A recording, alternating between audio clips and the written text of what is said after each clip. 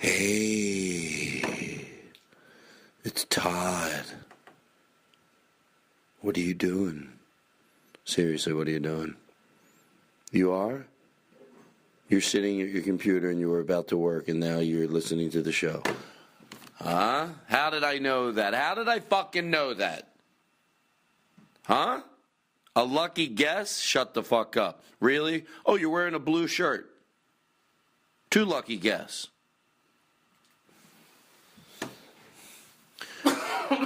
I'm here with Daniel Kino, who's got whooping cough. I think I have a problem with Daniel Kino. I'm going to tell you right in front of him. He doesn't want to hear me talk about any of my theories anymore. Between writing this book with me and hearing me on the podcast, I've exhausted him. You know what I tell him now? I tell him something. I go, hey, Daniel, I was thinking of something. He goes, put it in the book. Tell me more about the whooping cough. Whooping cough. Hey, Daniel, really loud. Come here for 1 second. You're going to tell this because I liked it. We're not going to get into a big, deep conversation, but come over here. What? Just real quick on the opening. What did Bill Maher say? Because I just love it. It's quick, and I love when something is so clean and simple and just says something. What did he say about the Boy Scouts of... He just said in general... Say it.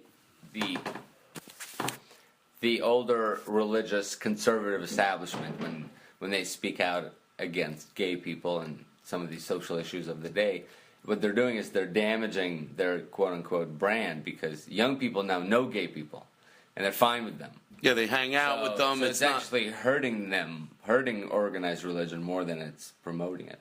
Well, you said it's hurting organized religion. Didn't he say it's hurting organized religion more than it's hurting, damaging the the institution they're shitting on. Right. So whether they have whatever they have a problem with, whether it's in this case it's gay kids in the Boy Scouts, you're not hurting the Boy Scouts. You're hurting your own institution. I don't know if they know that. I don't know if young kids today are just getting smarter and smarter. And believe me, all they hear is that they go. It's not like they don't have those gay people around. It's sort of like you know what Daniel said when they say stuff like that. I said this wasn't going to get into a long conversation, and it's not. The more the years flip, the more it looks like they're. You look at them when they say stuff like that. The young people today. By the way, there's old people that are brilliant, too. I've said that a million times. What I mean is for young people, it's just second nature. When they say that, it looks like somebody's looking at them like they took a shit in the middle of the mall. You just go, what? And the scary part I've noticed, and I'm not at this point yet, and I wish I was, I still argue it. I still try to get into a discussion. Young people write you off as someone that's mentally insane, running around. Now, those people I can write off. If someone came up to me on the street and ran behind a dumpster, came out behind a dumpster and went, there's a living marshmallow eating my feet. I don't go, well, wait a second, there's no marshmallow, and I don't, you know what I'm basically saying. I have the ability to go, okay, that's a person that has a problem, and I write them off. They don't even get me upset. I have more empathy, and I look at them like, oh, that's how younger people today are looking at people when they say stuff like that. That's so outdated. They scrunch up their faces, they're listening to the TV, and they're like, what? So, anyway, there's that. And this was a really fun show today. Had the band in there, and I hope they can come every week because it was a lot of fun. So anyway, and enjoy the show. I think that's it. Oh, by the way, I'm not a big book reader, so I don't want to lie. But there's a book called, what's it called that our friend Steve wrote? I got interviewed by Men's Health a while back, and a guy that works for Men's Health now used to work for the Playboy Mansion. And the book is called My Penthouse. My Penthouse Past. And he was really nice to me, and I just wanted to... There's a lot of interesting stories in there about his years of working there, and I think... I wanted to just give him a little shout out, as they say in the business. My penthouse passed. My penthouse passed. I can't even do an in-house ad. By the way, I was going to do an in-house ad for this. Well, I don't even want to say it. We'll talk about it next week. I decided not to do it. I went to do it, and then I was like, not only do I not believe in this, I hated it. Oh, Jesus, do you hear Ursula over there snoring? Every time I start doing the opening to the show, she starts snoring. You don't think that means anything, do you? All righty. Enjoy the show. I feel like as soon as I'm done, there's going to be other stuff I wanted to say, but it's okay. Have fun. Enjoy the show. I'll see you next week. A very funny guy, Todd Glass. If you fucking call me back this time, then don't call me ever again, because we're It's exciting. The Todd Glass Show launches August 12th. Todd, hey, it's Zach. Macker. Listen, man, I really want to come on the podcast. I've got stuff to promote. Comedy Central presents Todd Glass. Todd Glass, Ryan Regan, again. If you don't want me to do podcasts, just, I don't know, let me know that. It's exciting. God damn it, every week. It's crazy. The guy who can't come on the Todd Glass Show. Shut what the do I fucking need to do? His very funny podcast, The Todd Glass Show, can be found at Nerdist.com. Please welcome Todd Glass. From the beautiful Los Angeles Strip, Oh, Jesus. I atop Black Horse Motors, Oh, fuck. it's the Todd Glass Show. Fade it out. Fade it out. I am so excited today. First of all, our guest Andy Dick is not even here yet. He called. He said he was in the mood for lemonade, and he had to pull off the highway. That's just, remind me to tell that story when he's here. It has to do with some truth. But Troy is here, and he's my friend Troy Conrad, and we'll talk about the set list. I know it's going crazy all over the universe. Anyway, and young Jake Adams is here. Andrew is here for Todd, who started this whole thing. Yay! Hi. All right, please. All right. I didn't know you were going to get carried away. I think that's carried away. And then Mikey's here taking pictures, and it's always good to have Mikey LaRue. And then Chris Burden, who is, I to this day say, has missed less shows than me, which is pretty amazing. But the reason I'm excited, first of all, I'm very happy that Troy's here. Troy's a really good friend of mine who I think next week is just going to be on the show, just us. Because we've known each other a long time, and we have like a billion bits to discuss. But I'm very excited this week. I get excited every week, and you know it. But Tom, I want everyone to get this musical intro. We have a band here tonight. I don't know they were playing at the Improv last week, and I fucking love them. They don't always all play together, so they don't. We're going. What's the name? Yell out. What are we going to go with? What do you like? Five guys with instruments, or do you yell out? What do they call you at the Improv? The what? The VJs. The VJs. The VJs. What do you think? VJs or five guys with instruments? Five guys. I think you're right. So Tom Martin, I like to. Who the hell is that? Gary Goldman wants to know if I liked his David Letterman set. Leave me alone. I'm Regis Philbin. So Tom, you play it up big. People come in here, they don't know what to expect. Now because we're going to do it for you in a second. But then when Andy walks in, he's not going to expect this band to fucking go wailing away like they're going to be able to do. And then my friend Rob's coming by. He's not even a comedian. He'll just probably shit in his pants. It's Ursula's owner will be here tonight. Oh my God. But can we say hello, ladies and gentlemen, to Mr. Tom Martin and do something special for him? Come on!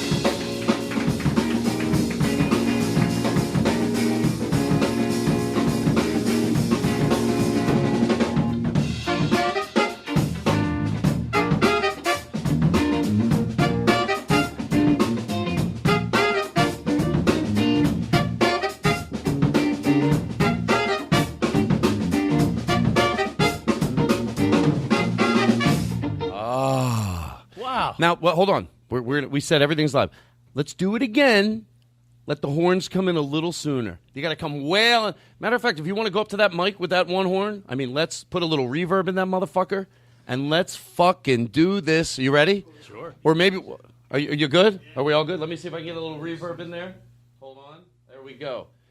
Ladies and gentlemen, look who's here. Well, we can do it for somebody else. Young Jake Adams is here, everybody. Come on.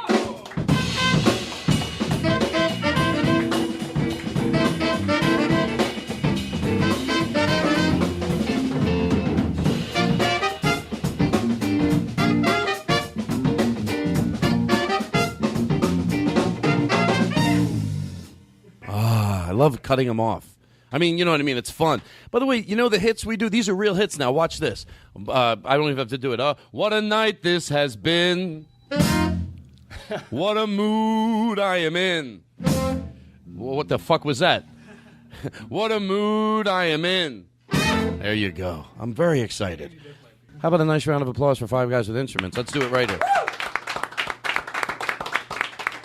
Look, I'm going to go through this right now because at the end of the show, I don't want to think I forgot. So this is normally... No, we'll do it later. I want to go through and introduce everybody in the band, but I'll remember to do it later.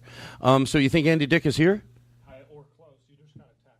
So. No, that was not from him. That was from Gary Goldman. Oh, that Gary. Yeah, I looked at the text and I said that.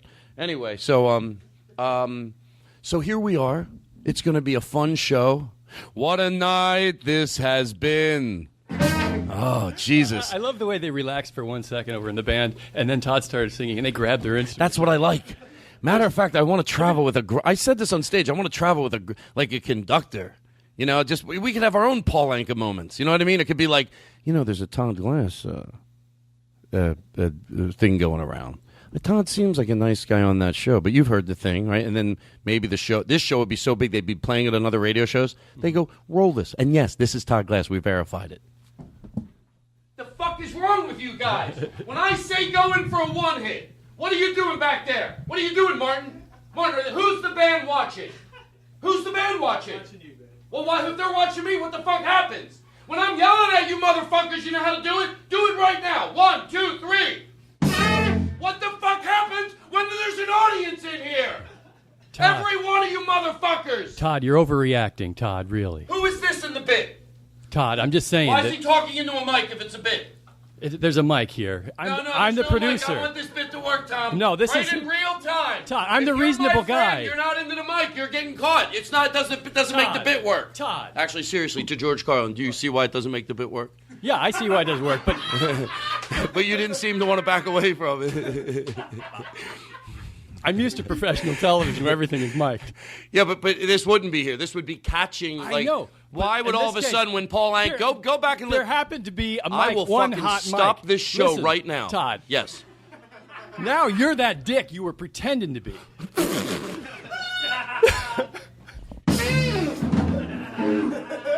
No, I wanted to set you up. I should have gotten away from the mic, Yeah. and then I wanted to be the voice of reason. Just take it up a if notch. you wanted to be the voice when of reason, somebody interferes with someone who's off like that, it just makes them madder. Well, yeah, but that's what I was saying. All you have to do is move away from the mic real quick, and then it's catching maybe the road manager who's got these guys. There's somebody on the tour that's got these. Has their back, right. And he tries to come in and calm me down a little, but it wouldn't be all of a sudden. It wouldn't be like I'm over here. Here's what it sounded like. You guys go out there when I fucking play. That's the way we fucking do it. Todd, hi. I decided to come in when you were very angry and yelling at the band and talk to you over a PA system in a bit. I thought it worked, but we could do it over. Let's start from the beginning. I can't stop it. It's addicting with the band. All right, Tom, it's a pleasure to have you here. I know you wouldn't think so by being yelled at. It's good to be here too, Todd. Are you in a good zone? I'm in a great zone. I got notes. I got everything. I wrote everyone's name down. I'm going to be friendly. I remember Andrew now. Well, I'm in a very good mood tonight. Partly because the band's here. Partly because you're here. Andy Dick, it should be fun. It should be fun. I don't know what he's going to do. I know. Who the fuck knows? He's a loose cannon. So I just wanted to start before Andy got here, but I love the. It would be interesting, a little test for Andy, because I've worked with him on maybe 10 different. But don't put him under. But I want to see if he recognizes me. He won't. I don't think he will. Think so? Well, because I know I wouldn't, and I wish I fucking could. No. I mean, I forget people a lot, and I don't want to. Like, there's nothing like. No, I wouldn't hold it against him if he did. I would hold it against you if you didn't remember me. Oh, I would remember you. Sure I would. Tom, right? Yeah. Thank you. It's so much fun. I should just hire. What if I just walked into every place I went? Like if I went to the car wash, when I get out of my car, I hired the band to play. And I go, guys, I'm getting out of the car. Hit it. Hold on, let's do it again. Hold on. Who says I salter out of my car? Is that the word? I don't come saltering out of, I come out like, so what's it called? Saunter? Saunter. Yeah. Yeah, you make it sound like I get out of the car and I just lollygag around. I get out of the car like a fucking motherfucker when I'm at the car wash. You guys got to come in like, boom. Hey, guys, I'm getting out of the car. There you go. Live from La Cienega Boulevard, above Black Horse Motors. It's the guy who's drinking and he gets to do voiceovers. Live from Black Horse Motors, above. I love it. That would be the hardest part of quitting David Letterman's job, is not having a band play for you when you come I know. out. Because no one ever plays for you anymore. Imagine if you were walking out to get your paper in the morning and you open your front door and this played. You're walking out. The minute you open the door. You wave at everybody. How you doing, everybody? All right, look at these fucking idiots going by on their bikes. I'm kidding. They're not idiots. That's why I thought that was funny. They're just driving. They're riding their bikes. They're driving their bikes. One time they asked me if I had ever been on a horse before. And the first time I went to go horseback riding, and I swear to you, I go, I don't think I've ever driven a horse before. I was not kidding around. They go, well, you probably never have if you're saying driven a horse. Like I get on top, stick a steering wheel in his head, and I want it to be easier for me. That's the type of horse I would go out on. If they put a steering wheel on his head and I could just turn it. You know, not like drill it into his head, but like take a steering wheel and tape it to his head, and then when I turn it this way, the horse goes that way.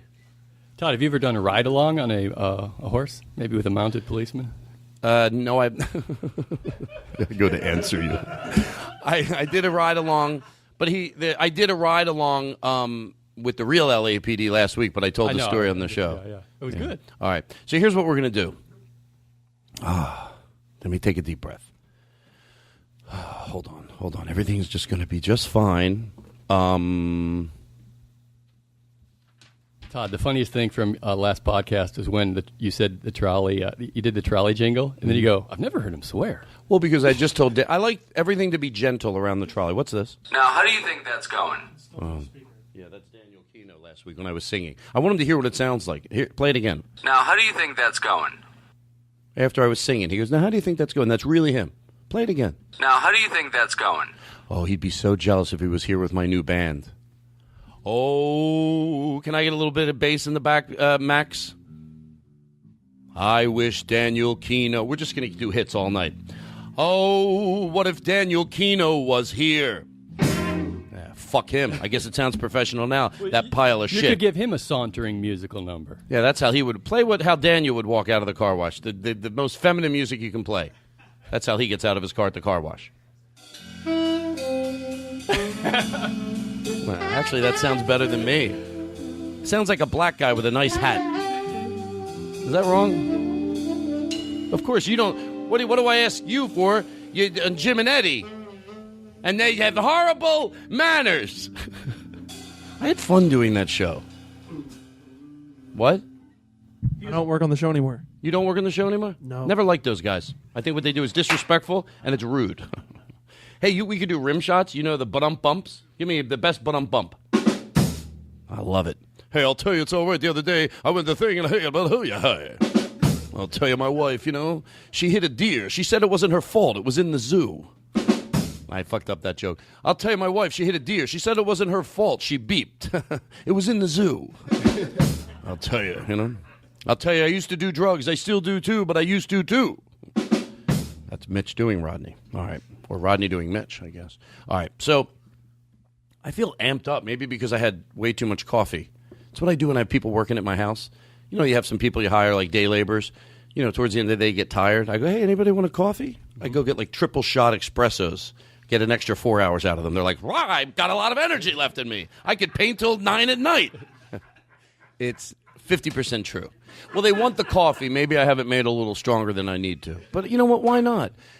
First of all, I should tell you this so I don't have to edit this out.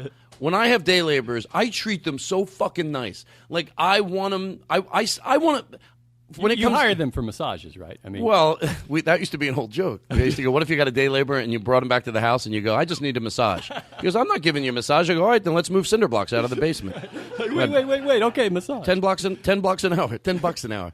But I forget what I was going to say. You treat them well. I treat them well. Like when it's time to eat lunch, I like to, put nice food out. You hire different day laborers to make lunch for the day laborers. Tom, you're hot. 1, 2, 3, and Thank you. Do you guys get nervous every time I do that? Because I don't want you to. Like in the bit, it's funny, but I feel bad. You know what I'll do? I'll do like one of these when I'm getting ready to do it, and no one will know. Like, let's try it again. Like, no one will know. So anyway, I'm talking to Tom, and then this hire happened. different day laborers to make lunch for those day laborers. I'll tell you what, Tom, you still got it. Fuck. That's it, guys. Quit your jobs. We're going on the road. How much fun would it be with a tour bus?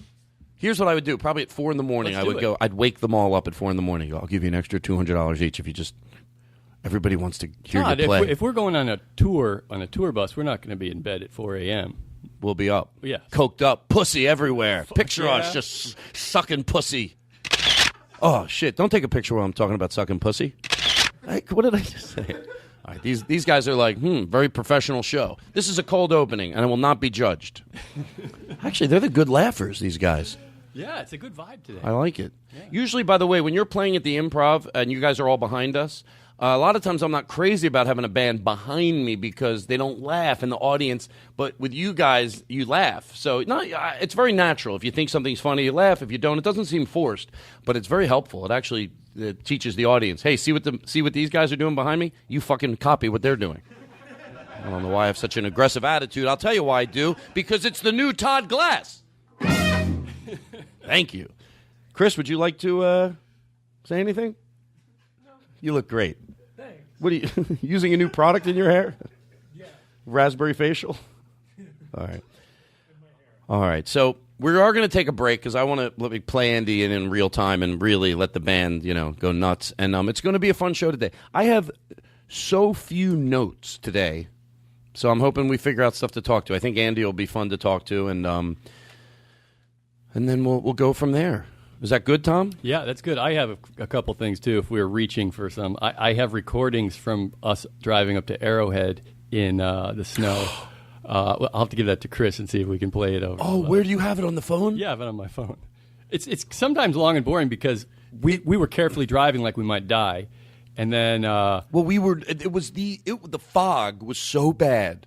There were 2 times in my life where I've been that nervous driving. I grew up in Philadelphia, and I'm actually a pretty good driver in the snow. I know what to do. You go slow, you take it easy, and you drive. You just drive. And if you don't go crazy, I'm very good in the snow. And I parallel park pretty good too. I'll tell you that. Best parallel parker in the fucking LA area. Thank you. It's working.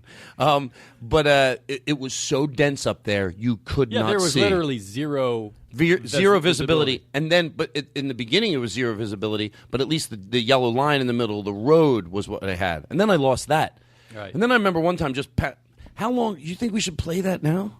If you want. Can you just play it into the phone? Yeah, but it's probably too much boring. Here's what we'll do. Let's take a break, and then we'll play it. We'll play it during a break, and then we'll talk about it later. Does that work? Yeah. Okay. So here's what we're gonna do. Let's find something on the. What do you want to do? We'll find something on the board to take a break to because it'll be easier, and then we'll come back. And what do we have here? We have. Play day and night on the PA. The repetitive part? Yeah. Really? Yeah, play it on the PA. I want to hear something. Day and night, night and day and night, day and night. Did you ever hear this? Night and day and Pause it out for 1 second. Did you ever hear this? It's a band, and the guy got really. It's a Frank Sinatra one night when he was senile, and he play it. Day and night, night.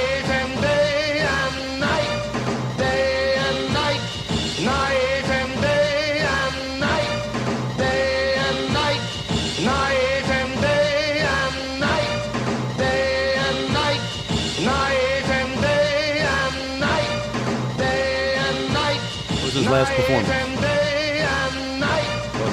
That was his last performance. All right, I keep saying we're gonna. Could you do that song? Could we do that song? Day and night. Nah, I can't. It's hard to sing. I'm just figuring it out. But you're getting so much better. Oh, I want it so bad. You know the only thing I won't do to make me sing better? Cut your balls off. Take music lessons. That's the only thing I won't do. A nice woman, and I'm forgetting her name now. I still have her number in my phone, called me and said, I'll come in, I'll give you singing lessons. But I asked her, are there like tricks? I thought there'd be a few tricks, She goes, well, not really tricks. And that's when I got turned off. I was like, all right. I thought she was going to teach me how, like, when you can't hit the note, you do, like, when they can't hit the note into it, they go, my way. Tricks like that. That's what I want. I need tricks. You know what I mean? Like, if I need something like, what a night this has been. Those tricks. That's where you just know, it sounds like you know what you're doing. Tom Martin is my friend. Wait, what was that? Sorry. Yeah, you guys. I didn't do a hard one. I'm getting carried away. This is the opening of the show.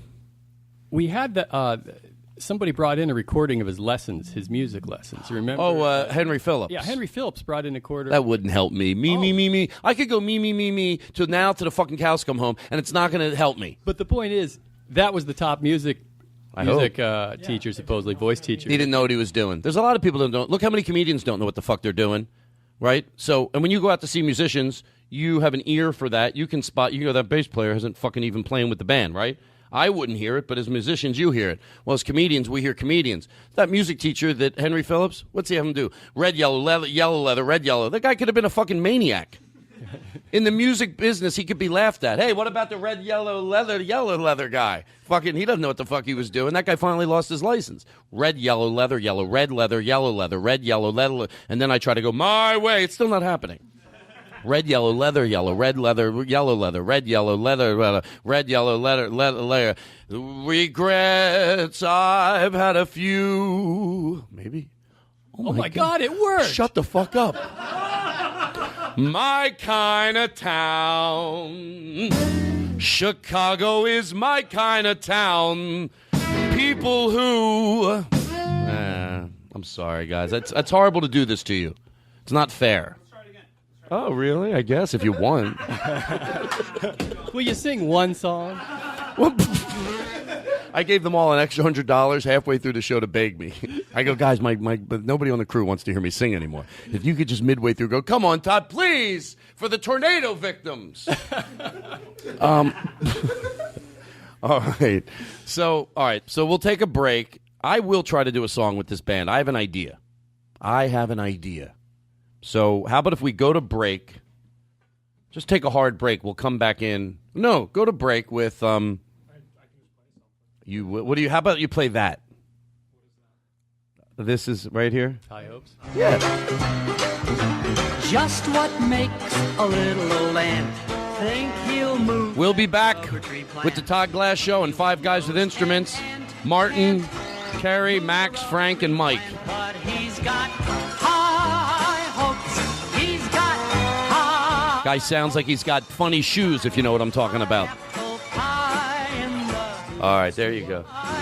So anytime you're getting low, instead of letting go, just remember that and whoops, there goes. I like it. I hear them talk in the band. They're talking about a 165 count. You know what? I like hearing the band talk. Hold on, guys. Let me act like I know what I'm doing. You know, like I'll like take some of your verbiage. Oh, look you. Hey guys, give me a 165 band count. I hear bits and pieces of what they say. What did I really hear you say to him? Nice and loud, say it. You say, we'll come in with a what? 1625. So if I want a band to think I know what I'm talking about, I just go, how about, I'm kidding, by the way. I know this would not work. But I'm like at some place next week, I go, come in with a 1625. They're like, what the fuck's that mean? I got that fucking Martin on drums. I knew he'd fucked me, sent me in the wrong direction. We're back. Is this a 1625? I like it. Can you give me a 1624, or is that the same thing, basically? Can you give a 1624? I'm just shitting around. I have no idea what that means. Oh, my God, they thought I meant something. That means I must be professional. I wonder if I can sing, finally. Finally, look, this is just pure gold, what I give everybody every week. I want a little respect. Troy, I want you to put your phone away. I don't. That's a notepad. Well, I don't know. Whatever you had, a notepad or you're chewing gum. You're doing something disrespectful. Gum is now wrong? Well, gum is wrong because you know what it says? Oh, I'm enjoying my gum so much. I shouldn't swallow it. It's like I'm not enjoyable enough. You know what I hope? I hope you're fucking a girl one day and you look up and she's chewing gum. Yeah, I hope you look up and one day you're fucking a girl and she's chewing gum. Let's do a hold. I think that one deserves a hold. These guys know what I mean. Hey, by the way, don't be jealous. This is musician talk. When I go, it needs a hold. You're probably wondering, how do they fucking know what Todd means? Watch this. One day, I hope you're fucking your girlfriend. You look up and she's chewing gum. That's right. That's because, we connect. Oh, I get it. The hold meant for them to keep playing. Right. Tom. That's code. Andy Dick just called. He's running a few minutes late, which means he should be in here about an hour. It's good to see he's changed. I don't want to be the guy that throws him under the bus. I love Andy Dick. And not to give him a half pay. I want to save my compliment for when he's here. Guys, if you want me to do a song. Guys, are you serious? Do you want me to do a song? No, guys, honest? Do you want me to do it? If you want me to do it, I don't give a shit. No way. Please don't. All right, hold on. Let me go around the room before Andy Dick gets here. He's going to sing a song. Maybe somebody else wants me to sing. Jake, do you want me to sing? No. All right, geez, fucking relax, you greedy fuck. You come in here and suck down all the beers. I just don't really hear it, Todd. I'm sorry, I don't mean to be rude. Just sometimes my memory goes, and I don't care. Whatever you guys want, it's what I want. Did you guys want me to sing or not? I feel like Max does. Am I wrong? Reading you wrong? Because I don't know you that well. You're very wrong. Oh, you don't have to be rude. I feel like, you know what? I mean, seriously, Blake, Andy Dick is almost here. And I just, if you want me to sing, I'll totally do it. Troy, and I can count on you. I do not need someone to come along now and say, oh, yeah, I want you to sing when you really don't. I only want to do it if it's a favor. Do you want me to sing? You know what? I could go either way, but I would say definitely not. Doesn't sound like he's going either way. Well, I'm not going to sing then. You think I'm, oh, Mikey, did you want me to sing? No. You sure? I can see it in your eyes a little. Is there some, what do I see? You see a no. I think the band really wants You didn't ask me, Todd. Oh, Tom, what song do you want? I'd prefer you didn't sing.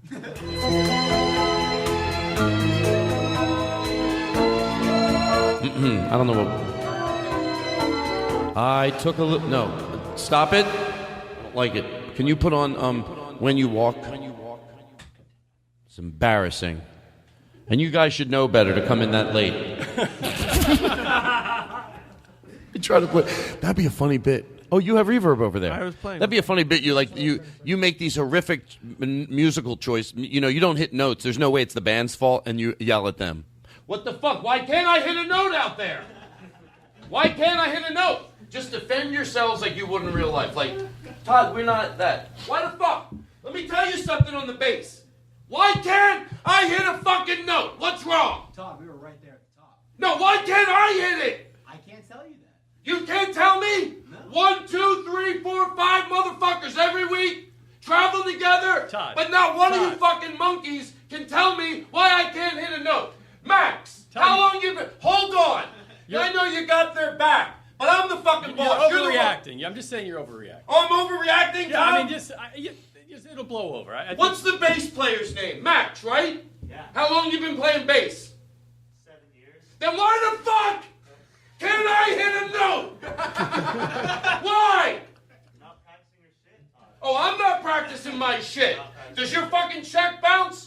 You fucking pill-pumping motherfucker? Yeah, good. Now release this if you're taping it and let your wife hear that you're as addicted to Xanax with fucking Mikey over here. Every fucking night. Let me ask you a question.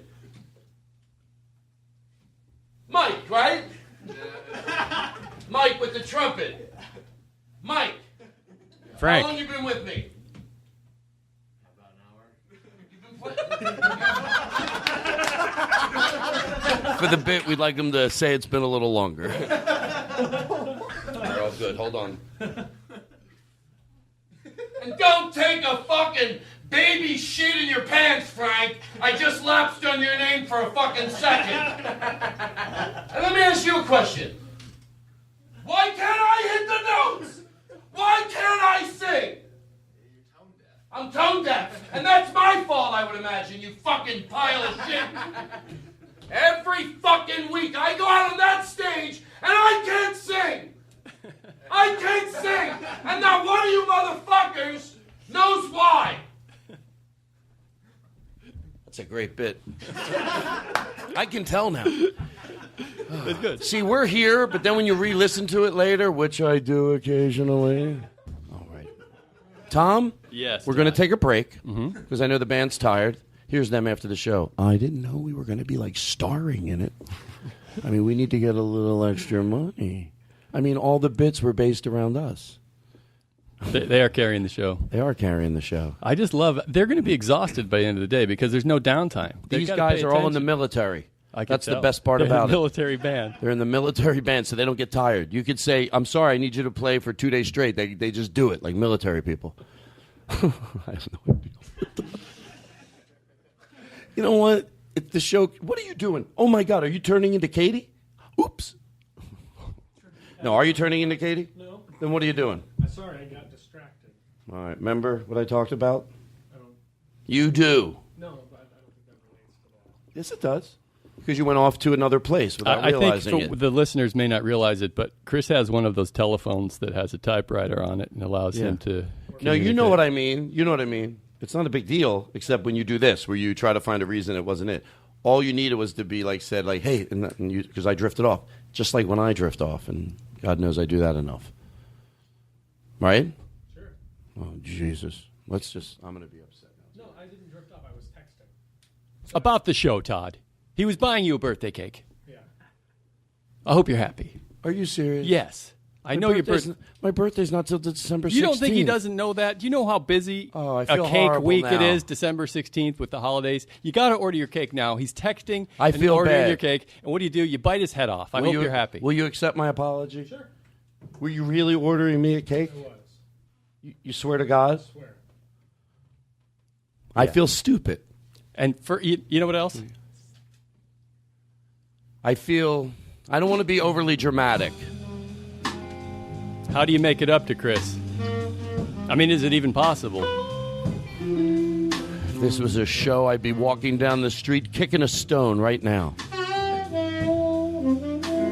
My best friend in the whole world ordering me a cake. I'd kick the stone again.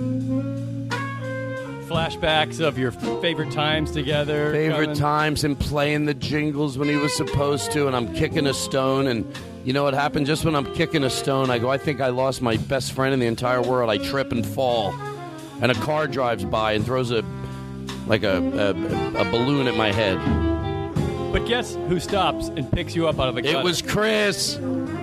He threw a water balloon at me.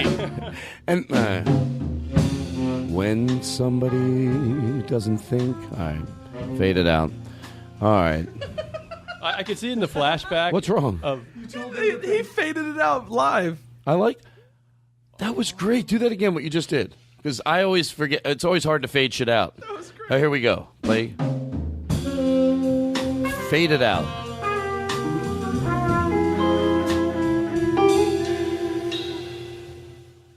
Fade. You know, they used to sing songs until the end and they would fade them. Like they would just go, don't get around much anymore. Don't get around much anymore. Don't get around much. Was a style to just keep singing the last word softer and softer and softer? By the way, I'm being serious. Yeah. Why would I lie about a thing like this? I've got the number one podcast is by the Podcasters Association of America. And now I've got laryngitis. All for this audience. You good? Yeah. What is that called? The zip drive? Yes. All right. Let's take a break. Andy Dick will be here. Let's go out. Let's have the quickest break ever. 4 hits in a row, and then we're back from the break. Can you do like 4 bump, bump, bump, and then hold the last one and go out? You ready? This is going to be the quickest break we ever took. Go ahead.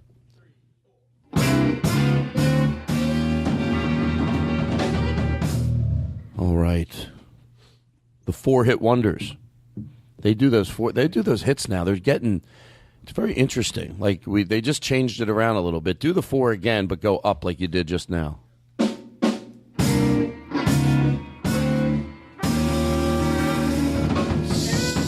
Spaghetti. I'd be the worst jingle writer in the world. I would just use the hits every time until they go, no one uses his Styles anymore. Okay, I brought it in for you. Guys, this is a new ad campaign for your product.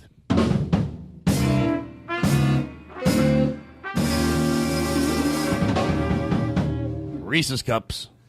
Nothing? Maybe afterwards. All right, that's not really the best bit in the world. You had another bit you were giving me while we were on break, you could say, or quick break, 4 hits. What was the bit again? It's yours. You bring the band with you. Shop. Oh, yeah, I bring Troy, by the way, Troy Conrad, producer and star, I give all your credits wrong, of the backbone of Setlist, the show that's sweeping the nation. It's a fun show to do. We'll talk about it later. It is a fun show to do, though. Troy said, what if you could go shoplifting if you just brought around a band everywhere you went? You know what I mean? Like, just so, like, so I sort of get it. You didn't even finish it. That's all you had to say to inspire me. So here's how I took it. Ready? Like, I'm starting to take stuff off the shelves. You guys come in really, okay, ready? Just say, excuse me, sir, I'm store security. Excuse me. Wait till he accuses me, and then I'll Okay, so these guys travel with me. I shoplift, and then security comes over, and just address yourself as security. Excuse me, sir. I'm security. Hey guys, hit it! Oh, this is nice. And I just start dancing. I don't even run away. I go, sir, I'm store security. I'm sorry, I can't hear you. I'm just dancing. Excuse me, sir. I'm security. I saw you shop. Wait till the song's over. I'm sorry, sir. I saw you shoplifting, and I need to. Just give me 1 second. I don't want to hurt the band's feeling. Let them finish. No, I'm sorry. It doesn't work that way, sir. I don't think you understand. Excuse me. Don't be disrespectful. These are musicians. They're paid musicians. Let me just dance around. Hold on. I'm going to take my pants off. No, you can't do that here, sir. I'm sorry. You can't just take sir, put your pants back on and appreciate it. I'm sorry. What were you saying? You have to put your pants back on first, sir, and then. Pants on. I'm sorry. I caught you shoplifting a minute ago, and Come on. Sorry, I gotta go on my band. I can't go without the band.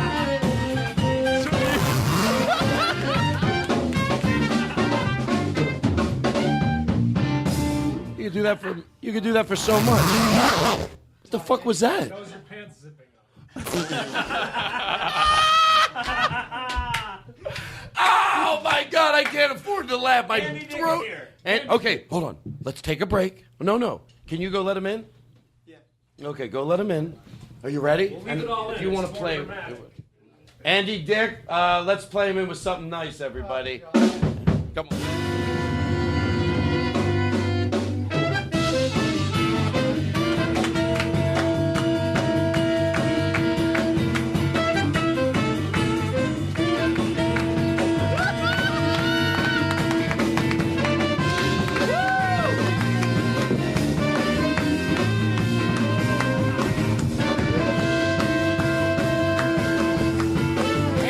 Everybody.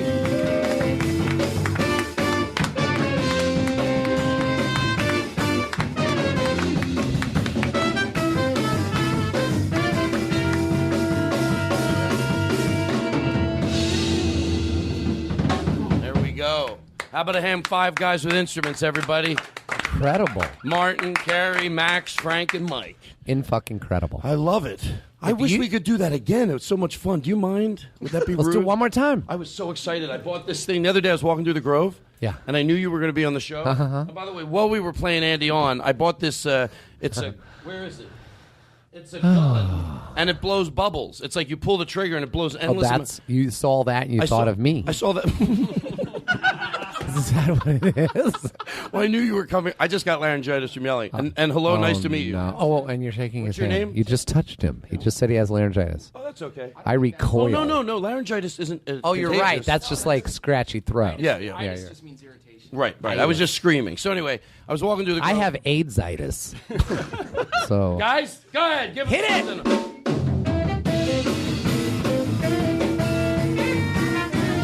You know what? Yeah. Cut it. I thought about something for that when he said that. It would probably be better we played one of these. Go ahead. Andy Dick. There you go. I like that. Well, where did you download that? I had it made yesterday. I need one of those. Well, show him the other one. I like that one too. The other one. Oh no, the thing that Lynn did. That voice you hear. Oh, Andy Dick, ain't he something special? Who's that? Okay, so can I play you? So anyway, I was walking through the Grove. Yeah. The bubbles, and I saw the bubbles, and I went, I gotta pull. I hid these bubbles from everybody here. You know how hard it was? They're all over. Every time I come in, they want to know if I have bubbles. Right, I'm a little. I know. I can smell it. You hotbox this place, and I'm sober. I know, but that's okay. Let's not. I was a little going to reintroduce contact you. high wouldn't. No, it's not. You're good not for allowed you. to talk about it. So Andy, I didn't. Other people can know that you're high, right? Oh yeah. Okay, yeah. Just you never know. I mean, I have to hide it or not hide it, but now I'm completely stone cold sober. It's been a while. How long? I don't like to give exact dates anymore because you never, when will this air? And then somebody said, I just heard you on Todd Glass, but I'm at a bar drinking. Right. Because they could have heard this a year from now. I get it. When I do plan on drinking. No. I don't know what's going on. So these with bubbles. me I ever. wanted to reintroduce you. Bubbles. Can I reintroduce to who? you? Yeah, I don't know. Oh, to the people show. listening. Yes. Sure, let's do it. Ladies and gentlemen, are you kidding me?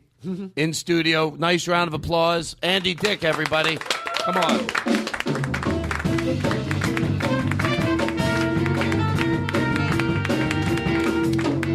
All right. Well, Andy, look, I don't usually do this, but I've known you 20 years. 20 years. Mm-hmm. And I'll tell. I hope this is okay to say. You can say anything. You know me. You have your reputation is its reputation. It's its reputation. I googled it this morning. But I've always it's still bad. But my memory of you. Now you might go, oh, comedians. I was always fine with. Was always being as crazy as you were in the other areas. Super fucking nice. Yeah. Always funny. Yeah. And always respectful of other people. Like Yes. you always gave out kind words. So in that area. That's why I always really liked you. Yeah. Because you were very supportive. I remember, and you don't know why, because we didn't hang out a lot, but I always remember you being pretty supportive. I like people that are fucking funny, but also able to laugh at somebody else, and that's you. Yep. You can be funny, but you also can be the straight person for someone else. So I like you. Right. Thank you. That is so sweet. When I came in here and I saw all this, I heard the band when I was coming up the stairs. By the way, this whole setup you have, if you don't get a TV show by the end of this podcast we're doing right now, I'll eat my hat. Can I tell you what happened, though? What? You'll leave your what? I'll eat my hat. It's a phrase. It's like an old phrase. Maybe he from deserves a England. little something for that. I'll eat my hat. Nobody heard that? Thank you. Let me try it again. I'll say it. Okay, if you don't get a real live, actual television program, I don't mean to interrupt you. Okay. Could we give him some reverb and do this professionally? And a little bass line in the back. Come on, be creative. Don't get. Hang on. Boom, boom, boom. Todd Glass, I've known you for 20-some years.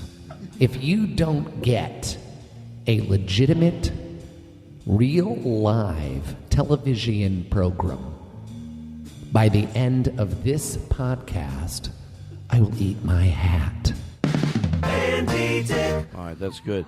You know what? I did sell the show to Comedy Central. Yeah, what happened? But I just like 2 months ago. Oh, then. But it's not this. Then it happened. But it's not this. I was right, and I don't have to eat that hat. Would probably not be so good. But it's not this. You know, they did shoot this, and we finally edited it down to 22 minutes, but we did it like a month and a half ago. But you know what happened after I shot it? Now, I'm not saying I'm opposed to doing it. Yeah. I thought, so I don't. It's not like I'm going to have to eat my words if later we figure out a new way to do it or whatever, but that thing we did for 22 minutes, I'm not telling you this, I'm just telling the listener. Yeah. We are gonna put it up. It's edited finally. But after I started watching the footage, I thought it took away a lot of the theater of the mind that I think's so special about this. That I people get that. I totally get that. Yeah. And I thought, unless I figure out a way around that, which I probably will, and certain podcasts that they videotape are certainly interesting, but for me, I thought something about people imagining everything. It's like their minds are just. Isn't that why books are always usually better? Not always. Yes. Because You're right. The mind can I paint think such a about fucking this. picture You're that's right. hard. Yep, you're very right. I think about this because I've done a podcast, and when I put some concentration into my podcast, I went right up to number 2. It was Adam Carolla, and then mine. It was the shit show. I don't know if you even know about it. But then I stopped, and I wasn't getting paid, and I don't care really, and it's like that. And now I want to start it back up, but then I think all these people now. That's what I asked. I put this suit on because I assume everybody is filming their shit now. No, I don't. You're not. But let me, for the people listening, there is a full 5-man. How many? 5-man band with horns and a drummer and an electric guitar and a bass. The bass guy is stuffed to make the band look fuller. He's not real. Look at him; he doesn't move. No. Take a look. By the way, no one's noticed this. Look at the bass player. Look, he does not. Oh move. my God, he's from Chuck E. Cheese. Oh, he moves his hand a little. I wanted him to freeze. He's the honey bear from Chuck E. Cheese. So, and they're in front of a red curtain, and it's legit. It feels like hey Andy, if you need to borrow money, you're starting to say the right things. Don't. It's everything I want to hear. I finally don't need to borrow money. Yes. Catch me last year. Okay, let me ask you this. I'm not afraid. Sometimes I like to like when I had the guys from Super Troopers on. Yeah. I don't want to ask them questions that they ask. Broken Lizard. Broken right? Lizard. Yeah, I remember that. They're awesome. Yeah, they're funny. They are, and they're nice too. What were you going to ask them that you didn't? I did. I asked them everything. Okay. But well, like, you can ask me I wanna anything. I want don't to ask care. Dancing on the Star stuff. Dancing. Now, look. Not on the stars, Jesus. Dancing with the stars. Yeah. I am not a destination TV watcher. You know what I mean? Like, I don't go home to watch anything. But if certain shows are on and I will flip, I will watch them. I watch The Voice. If I'm on and The Voice is on, I will stop there and watch it for a while. Especially when I know people on Dancing on the Stars. Yeah, I will watch it. And it's always made me think, and I think was there ever a point when you thought even the worst dancer on that show is still fucking pretty good? If you were at a wedding, and even if you got kicked off week 1, that's fucking unbelievable. Yeah, that's what I thought. You had it in you at all to do that? I thought I told everybody, if I make it past the first fucking dance, I have a shot at that trophy. It was like all or nothing. If I can make it past that first dance, which I did, I tasted blood. It was all about that first dance. That first dance, 27 million people watching live, watching me do something I don't do. And how much rehearsal went into it? So much. 6 to 12 hours a day. And let me ask you this. Like, I didn't have a life. Did you... now I'm in incredible shape. Yeah, I saw you the other day. I thought you looked great. Did I show you my abs? That's what I just do that all the time. We can do that later if you want. Want to put some music on? Look at that. Damn. He's 68. I'm getting there. When did you the first week when you danced and they all gave their opinions, was it overwhelmingly like no, I don't give a fucking shit. You must not have seen that because I don't see they crapped on me. They raked me across the coals. But you went and I was laughing. How far did you go? Because they said, people in America, from Kimmel in his opening monologue or Leno or Letterman or Howard Stern or and that's just like the people with microphones, let alone newspapers or just people passing me on the street. When they say things like, you goddamn drug-riddled, pole-smoking faggot, die, to the judges on Dancing with the Stars saying, you're a little stiff. Of course I don't fucking... I'm like, thank you, I agree. How far did you go? 7 weeks. That's what I mean. So out of 10. The judges had to say. By the way, no, they were bad. They were mean. But did they ever warm up? Because you were on there for a while. They finally said, okay. You know what they kept saying? Every week they came up with a new. They were trying to be funny. First it was like, you were like Don Knotts doing the foxtrot. Then it was Woody Allen doing the Viennese waltz. Oh. Then they got all the way to like. I got to be honest. I wrote some of those. I needed money. They called me. It was like you looked like Paul. They said Len, the old English guy. He said you look like Paul Lynn doing the rumba. Paul Lynn. No one even knows who that is. Smells like pussy in here. Yeah, I think that's Paul Lynn. That's an old Paul Lynn joke. Smells like pussy. I can kind of do it. I can't. I just do somebody else doing it. Me too. I do my friend Barry Saltzman. I don't know if you know him. I know Barry Saltzman. I love that guy. I'm just kidding. No, I love the guy. He does one line from Paul Lynn. He says it was during Bewitched when. because he played Uncle Arthur. Everybody's so young nowadays, and he takes his shoes off, and there are pistols on his feet, pointing at his face, and he goes, "Sammy, my feet are killing me."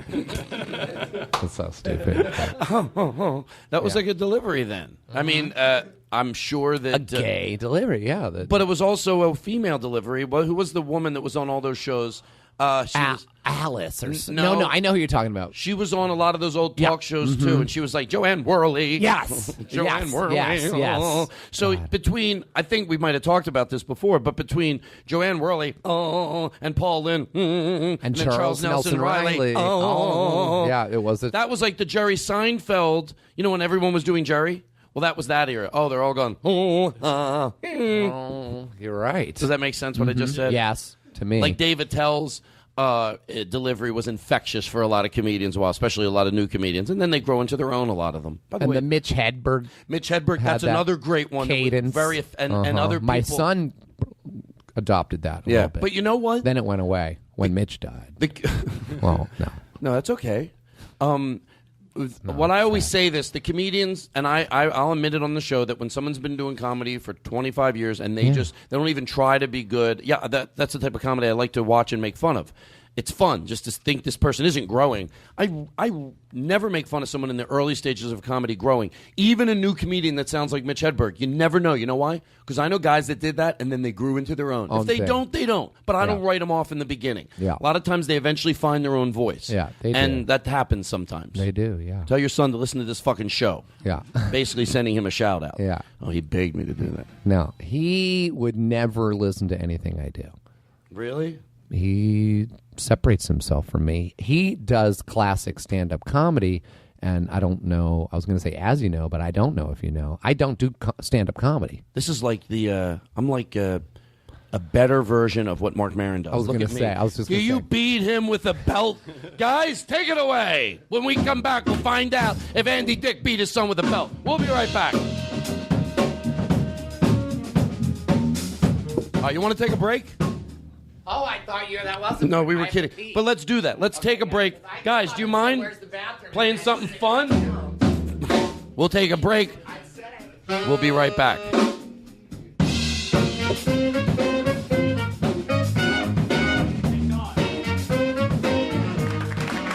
you go. 5 guys with instruments. Martin, Carrie, Max, Frank, and Mike. All righty. Tom, I like it.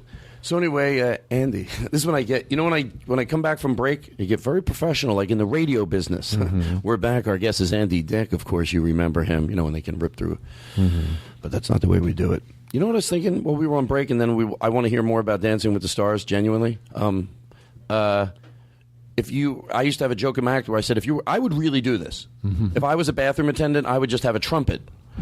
And then I would blow it. I would play it for people for like $5. So like if you had to go to the bathroom really bad, I would just give the guy $5 and just what's a song you can play really like a 15-second riff on there.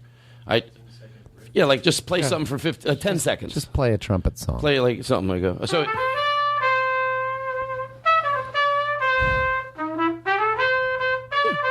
I don't know. By that time, you had enough noise to go to the bathroom. You don't understand. But the trumpet is so close to your ear. I think it would make. No, he would just play it into the air. Gary. He wouldn't go into the stall with you. Okay. That's weird. You have so much to say. I always you and I just shared the stage. I mean, not at the same exact time, but we did Beth Lapidus's Uncabaret. Yes. Remember? And I remember thinking, oh my God, you're still so funny. Thank you. And it's like you're just told you, riffing. motherfuckers.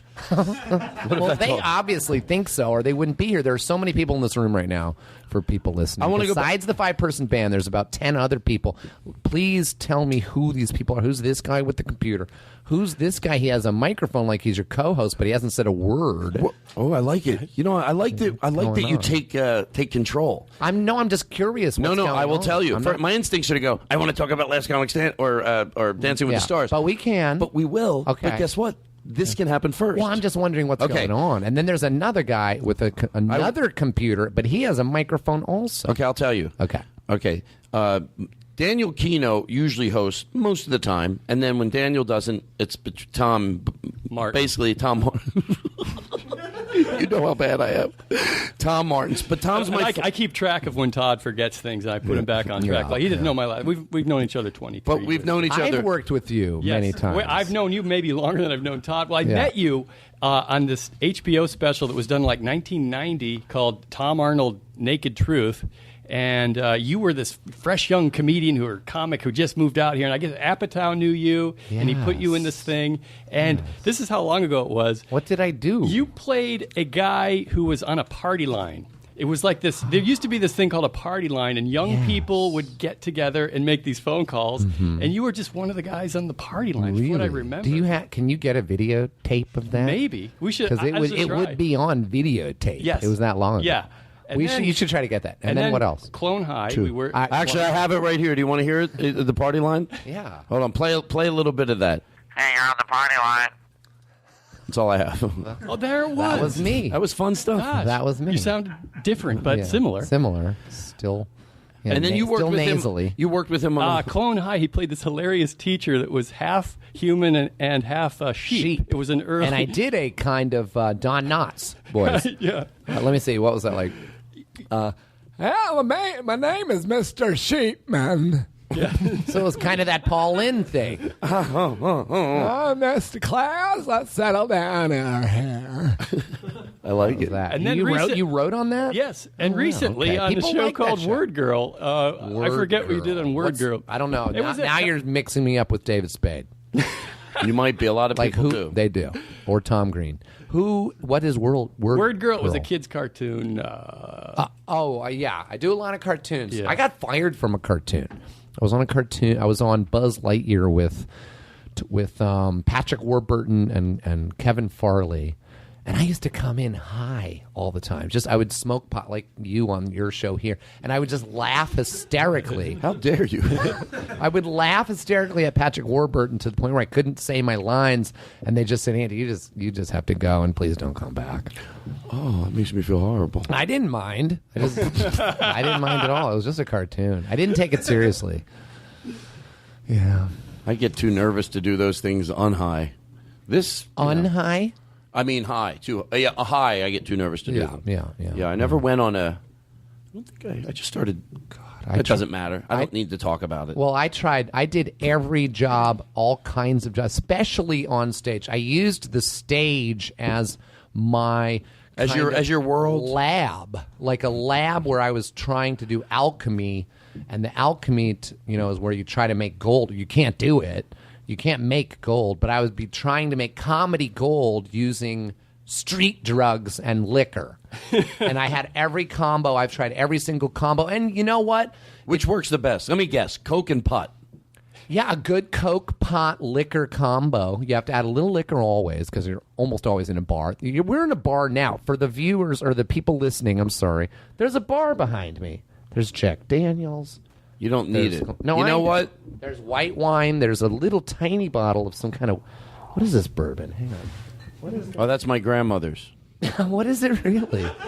Hudson baby bourbon whiskey. I did a show, and I don't know a lot about liquor, but I like the bottles, the way they look. It's so cool looking. Talk about alchemy. It looks like a laboratory. It's like a cool-looking bottle. Oh, no. Don't freak out. This is how it goes. This is how it starts. No, Andy, don't do that here. I'm just going to smell it.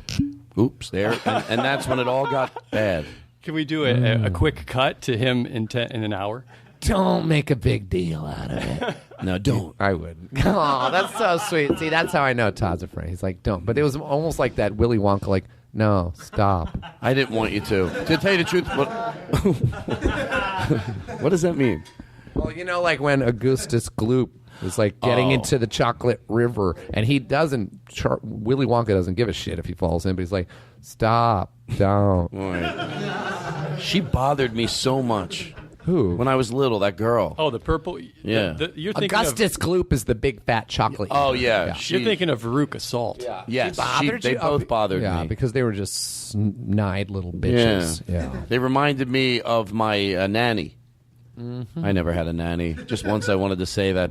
Sound like a rich kid growing up in Main Line. My nanny. We used to get fucked up, man. My nanny. By the time I turned 12, I was fucking that shit. Where did By the you time grow I up? turned 12, I was fucked. Oh, no, I don't want to play that trolley music around anything dirty. See this music right here? Play it now. Oh, sure, we'll talk to Andy Dick more about Dancing with the Stars. This isn't, I swear to God, the trolley for Mr. Rogers, and it's on our show. Yeah. Well, I don't think he needs to show you his abs again. Anyway, it's like, what if it's everything I wanted, but I try to act like it's the trolley? All right, he doesn't need to take his shirt off and do the show without his shirt. You're being ridiculous, and you're going to make him uncomfortable. All right, okay. No. Oh my God, that's so gay. I love it. Edit it out. There'll be nothing gay on this show. No. Keep it. Todd loves pussy. Todd loves pussy. We know. Listen. So back to dancing. As long as there's a dick right next to it. A lot of the people on the show, to be honest with you, are homosexual, so they love this type of stuff. They are? Oh, yeah. A lot of them. There is not one homo in here. I can tell. I can smell him a mile away. He can say that. Yeah. But I really can. I'm allowed to say faggot. You fucking faggot. Well, some people would be. I'm allowed to. It's like a black person dropping the N-bomb. But a They're lot of allowed black, to. A lot of black people don't drop the N-bomb. Well, I want to, but I don't want to get into too serious a conversation. Well, just say N-bomb. No, but we're in it. No, I don't mind. I'm curious. What do you mean, black people? Here's my real feelings about that. Tell me. I think there are black people that do use that expression. I get it, but there's also, and I've said this on the show before. I just never said it to you, so I'm repeating it. I think a lot of black people wish that black people would stop using that term. Yeah, and I know I know friends of mine that are black that I've finally asked. I go, why don't I fucking ask my friend Dave's wife Judy? Yeah, I could just say Judy or somebody like that. Yeah. And agreed. Like, yeah, I get it. People. Dave's wife Judy. So Dave is white. My friend Dave Olson. Dave is white. Yeah, Dave's white. Yeah, because I would say, why didn't you just ask Dave? Yeah, no, Dave's white. Dave's wife, Judy. Yeah, or Sully McCullough, Yeah. He's my go-to black guy that I know. Anyway. But why? Yeah, but some will admit that, they only started doing it to take the sting out of the word, but their first choice would have been that the word was never used in a derogatory way. But it was, and then maybe by saying it, the group of people can take the word back. But I would imagine, just like black people that aren't crazy about black people saying the word nigger, I would imagine that there's gay people that are also on the fence. Like, I know you can because it's coming from you, but I would think maybe it just perpetuates the other people to say it. I don't know. The thing is I've been called a faggot so many times that it does not offend me. I used to say it jokingly when I watched you on TV. I was jealous. I'm sure you did.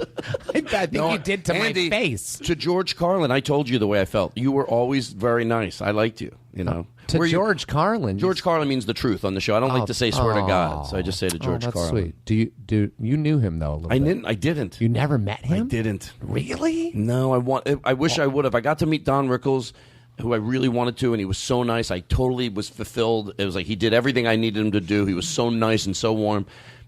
My friends were going to see him, and I didn't go to the Comedy Magic Club. And I asked a friend of mine that opens for him. I go, I'm curious, I'm not starstruck, I say, but I'm talent struck. Right.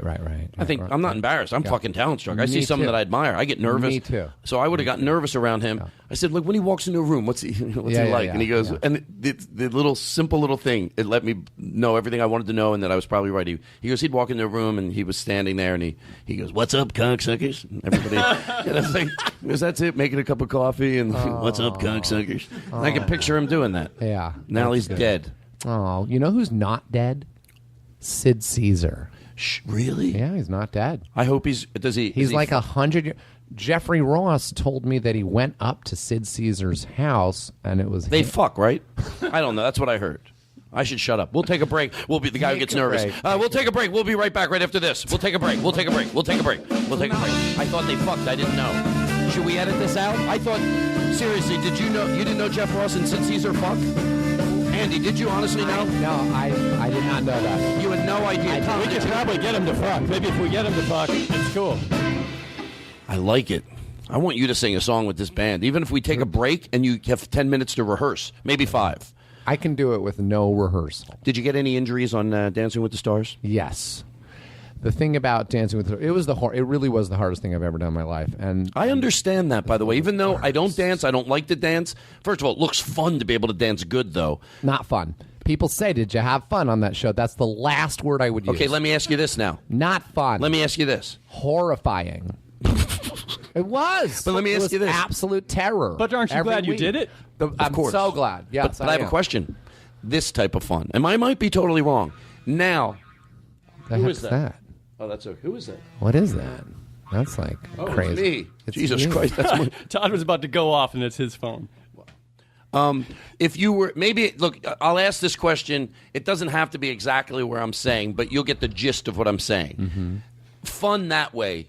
No, I get it. Too much stomach ache all the way. Yes. Too I nervous. aged. But I aged about 5 years. But you look good, so in you're that fine. 2 months. But yeah. here's my question. Yeah, uh-huh. The next time you're at a wedding or somewhere where you were allowed to dance, Mm-hmm. then you're just whatever stuck within you, you have now. You wouldn't. So you'd be fucking great. I'm gonna pull out a classic Viennese waltz. No, because you need to have a partner that knows how to do it. I'd be the only one in the room. I'd hire except somebody. maybe like your grandmother might be able to do the foxtrot or something. But they're very technical dances. That was the thing too. They're all different. It's the 10 ballroom dances that they have in competitive ballroom world dances. Can And I they're defend hard. myself? Each one is different. Can I So defend? one week you're doing a samba, the next week you're doing Watch your mouth. jazz, and it was just impossible. I can't believe I did it. Andy. I'm so paranoid, but and then once I say it, I think even you will understand. I get at most weddings they don't play the waltz. What the fuck? Who's getting married? 100-year-olds. But I have seen this at weddings, and this is what I meant. They have people that have a lot of money. My friend Katie, her parents, they're very wealthy. This is a long time ago. She had literally a 20-piece swing band, and they had a DJ also, so they did a lot of current music. But then sometimes they just went into different eras, and there were people that went out on the dance floor when they did swing, and they did their version of it. Yeah. So I thought that's when it would be fucking fun, like something like that. But you say no. Well, swing's not one of them. Swing is not one of the categories. That show sucks, and I think they should pull it off the air. And I told you that off the air, and that's why I brought you here. You had a horrible time on that show. No, Did anybody molest you on that show? And don't lie. That old guy, he looked like he had a boner one week. No. You swear to God? No, it was a very awesome time for me. By the way, I love doing that show, and I thank God I did it. I wanted it to resurrect my career, and it did way more than that. It woke me up as a person. Yeah, good, because it when I saw you, it looked like you were. I thought actually by the 6th week, I think I saw it the 6th week, and I didn't see when you got eliminated. Right. I know the way it is. I was on Last Comic Standing. We're like in a brotherhood, basically. Yeah, eliminated. You're right with the word. I keep wanting to say when I got voted off, but we weren't on an island. Yeah. Nobody votes you off. It's what you said, eliminated. The week I saw it looked like you were. I go, I think he's trying to. He's having a good time, but. Maybe you put on a game face. No, during you only dance for 1 minute and 40 seconds. So for that 1 minute and 40 seconds, it was thrilling. It's like a roller coaster. It was thrilling. Not necessarily fun, but it's kind of like you stop the dance and you're like, now I want to do it again. It'll be better if I do it again, because now I got through it. And it was like that every single week. I couldn't. I swear to God, I have 2 fantasies in my career. One, well, my manager sort of started them, hypotheticals. Like, one, they call you to do that show. I go, Alex, I tell you the truth, I couldn't. Like, I know you say you can do anything you want to do, but I got to just say, I couldn't do it. I couldn't fucking do that. It's too. First of all, I have no coordination, and I get how hard it must be. I don't know why. I've never danced. I don't like to dance, but I can watch it and go, that's fucking hard. No, it was hard. But the other one was a roast, and guess what?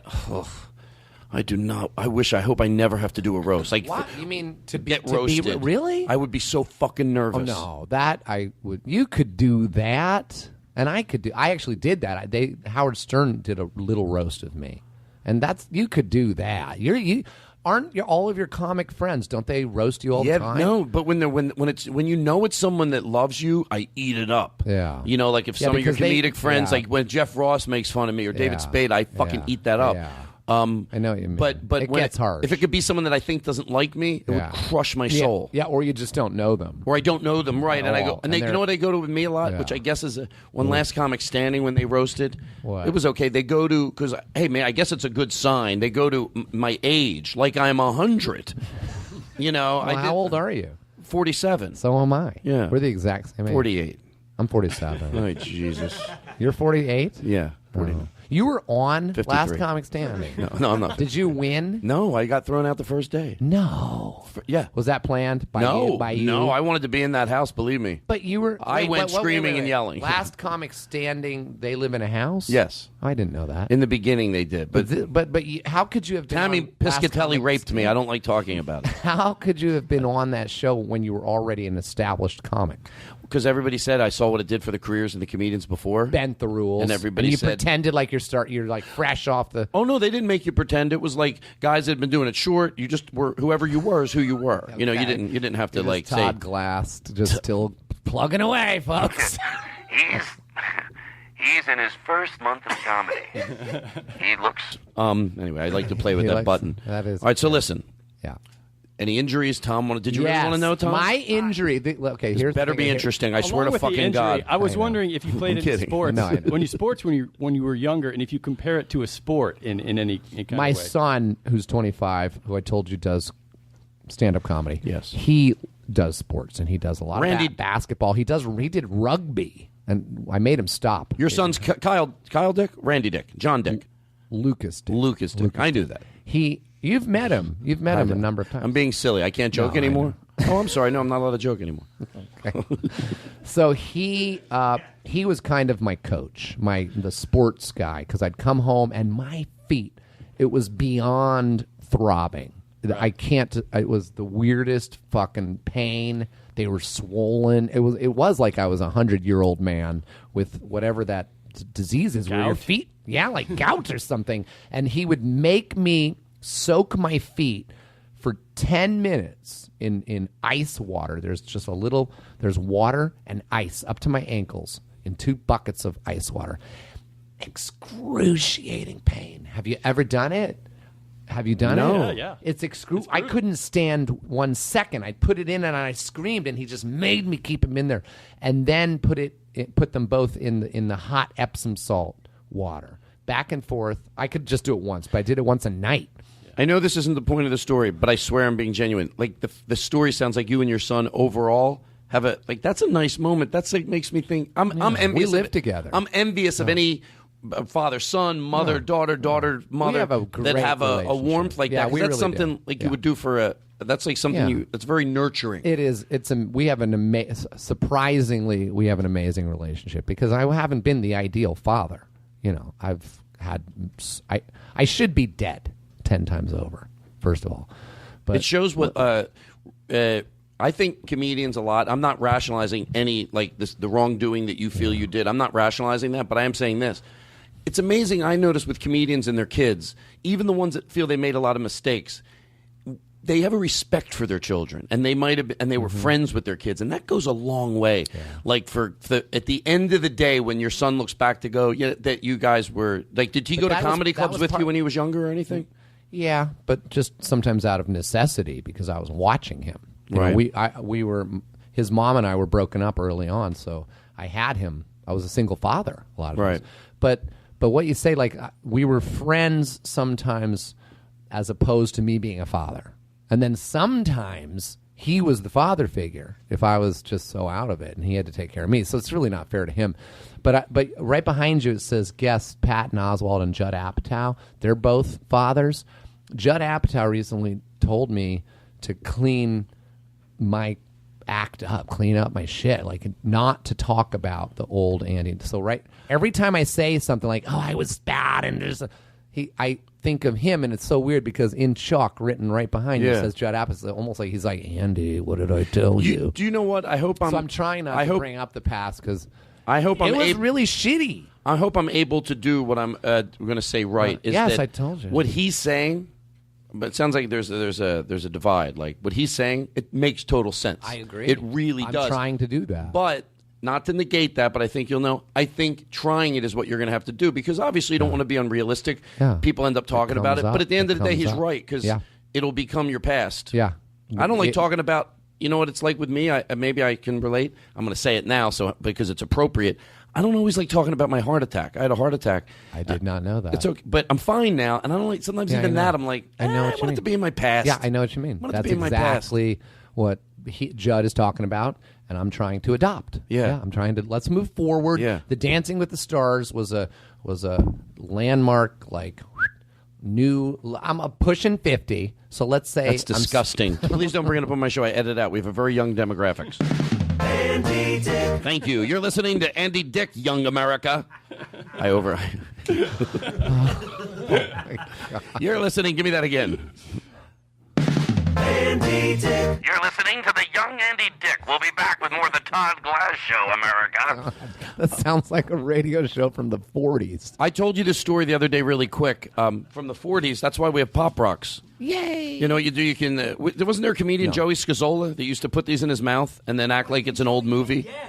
We can't. We have to do that right when we go to a break because these things won't stop popping. Oh. Troy Conrad, he brought balloons once to a camping party I had, and it's a true story. We were all camping. He brought funny balloons, and he wanted everyone to wear them on their head. It was balloon animals. He made like 10 of them, and he wanted us to discuss something political around the campfire while wearing balloon animal hats. I fucking love the idea. I got it. You have to commit to it, but if you're really passionate and you're wearing balloon animal hats, somebody walks by, they're like, have you been over to the site next door? They're like having these political discussions, and they're all wearing fucking balloon hats. None of my friends would do it. That's the last time I hung out with a lot of those people. Because I thought, I'm with sticks in the mud. I got my friend Troy. I didn't throw you under the bus. That's right. That's true. But then one of the balloons popped, and we thought we thought something happened. We thought your wife was fucking the shit. I couldn't wrap that up. But I did tell a story one time. But I think this is I like your frenetic energy. Mm-hmm. That's something you'll that always we have in common. Yours is better than mine. No, it's the same. It's good. Cut from the same cloth. Because I was going to a burlap sack. you were doing like producing some things for a while, and we had a meeting with you, and none of my manager had never met you, nobody had ever met you I had been with, so they asked me what you were like. I told you the other day. I go, oh, Andy's great. I go, but like he's got a frenetic energy. Like in the middle of the meeting he'll be like, I want pizza. That's the example I used. Mm-hmm. And in the middle of the goddamn meeting, I swear to you, my manager goes, did you tell one of those things out of nowhere? You go, who's in the mood for lemonade? They're like, my manager looked at me like, are you shitting me? Like, that's exactly what you said he would do. I go, I told you. That's what yeah, and you sent someone out and they got us lemonade. Yeah. You know what? Mm-hmm. Everybody was in the mood for lemonade. You're damn right they were. Like, we could have all acted like, oh, can't believe Andy's offering us lemonade. Did anybody not drink it? No. It was ice cold. You made it good. Do you remember what that meeting was about? It was about the Andy Dick Show? No, this was about something I had. Oh, why didn't we do it? Because it was called the Andy Dick Show, and you thought I stole it from you. I like how I laugh at my own jokes. That was good, though. Hey, can I get a rim shot? You ever see with these guys that like you can look? My audience has heard this a million times, but I need you to hear it. Yes. Like the old school guys could sing because they would be like, "What a night this has been! What a mood I am in! Oh, this laughter I hear, it's better than being in love." All you got to do is talk. You just talk with the right band. You were just making that up? That's not a real song? Well, it's a piece from a real song, but anything works. Can I try one? Yes. Can you give him some reverb? Just in a little bit. The last time you did it was a little too much. I have to admit. And I don't want to throw Chris under the bus, but it was 100% his fault. Yeah. Tom Martin, you're doing a great job. When you talk, you're great. When you don't talk, you're great. And young Jake Adams, fantastic. Troy, you're wonderful. Mikey, you're great. You just so good. You're so good, Andrew, on the sound every week. You're just wonderful. I'm drawing a blank to your friend's name. Tim Walsh. You didn't know him. Tim Walsh. Tim Walsh. Well, I know Tim. Now you do. I know Tim Walsh now. Oh, take the reverb when I'm talking. Yes. Jesus Christ. Very unprofessional. Hey, if Mr. Dick... You are slow on the draw. If Mr. Dick... Oh, no. If Mr. Dick... Shit. Hey, guys. I didn't mean to Hold start on. this. And pull like Sorry, guys. I didn't I learned know. everything from Paul Anka. Shit. When Mr. Dick said to you to turn the echo off, did he ask you to turn the echo off? And just answer my question. No. Do you want me to play it back? No. Why It's can't... okay. Let me Todd, ask you, it's Mark, it's right? totally fine. Hold on. Okay. Hold on, Andy. You're right. This is the way I fucking do it. Mark. What? My name's not Max. Okay, Max. Don't be fucking disrespectful. Meanwhile, I'm forgetting his name. Let me ask you a question.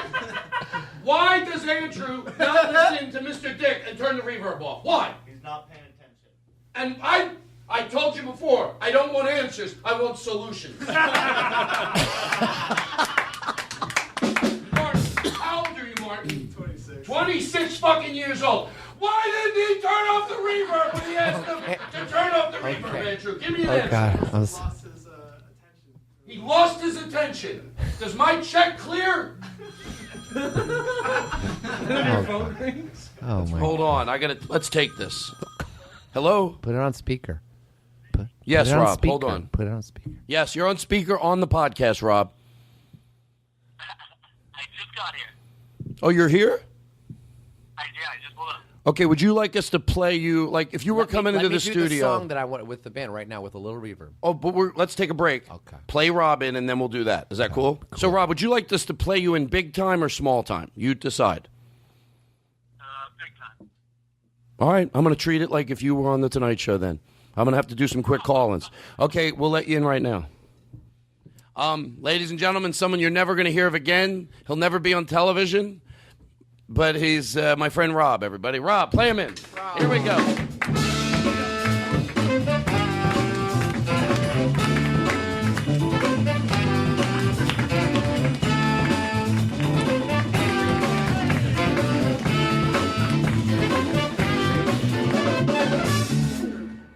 Oh, come on. I love it.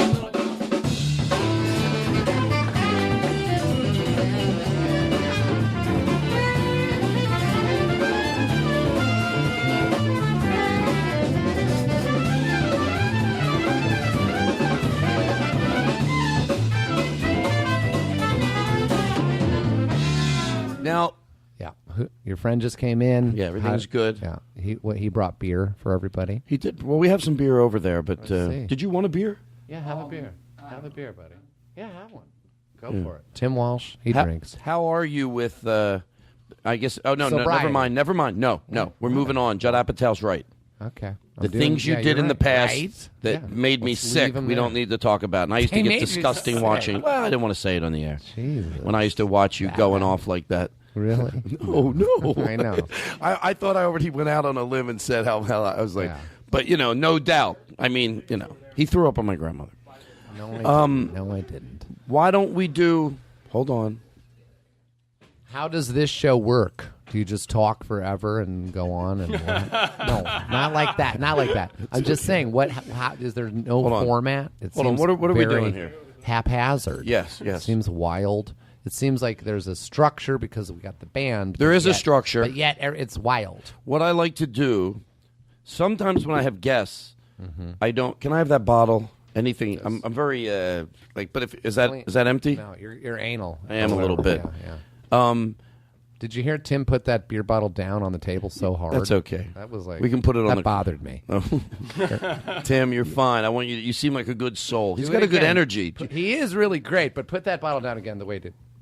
No, do it the way you did it. He went like this. Right. Like the microphone's right here. Right. I didn't want to say anything. But you didn't need to. You made a face. Well, no. It's everybody. Andy, it was you too before. In all fairness, what did I do? You were putting bottles down pretty heavy. Yes, Jesus Christ. You're right. Your poor friend Tim. What did he ever do to hurt anybody but be a wonderful guitarist? He really is. By the way, is he going to play with you? Did you bring your guitar, or can you borrow? Ooh, is that weird? Sometimes guitar players are weird about their guitars. They don't want somebody to touch their guitar. Well, maybe you shouldn't say weird about their guitars. It'd be like maybe it's like for a reason. Like they've lent it to a lot of people. Like weird seems like there might not be a legitimate reason behind it. Am I fair? Am I being fair? Am I defending you properly? Because he doesn't fucking know. He's a loose cannon, Andy Dick. He'll take your guitar and shove it up his ass. We'll take a break. I don't play guitar. I wouldn't borrow it.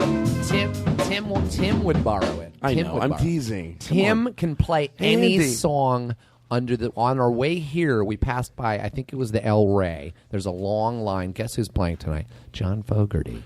That'd be fun to see. I said on the way back, let's stop in. Let's see if I can use my invisible passport. Yeah. To get backstage and meet John Fogerty. That's where I did that's one of his idols. That would be a great show. And also, that's where you did your what? Your one man. I did my 1 hour show there. You did? And I'm so glad I picked that place. That's a gorgeous place. I saw the Nokia downtown.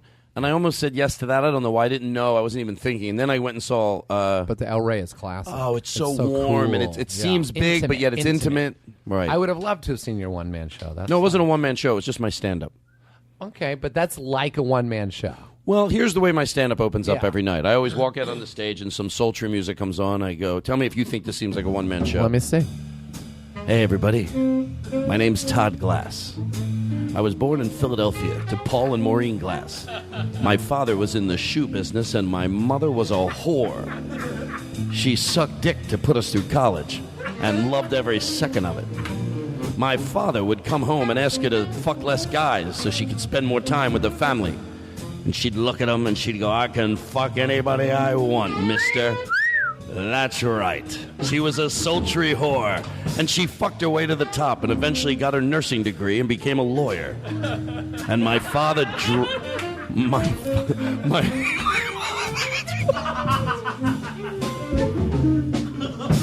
You're out of your fucking mind. I am a little bit out of my mind right now.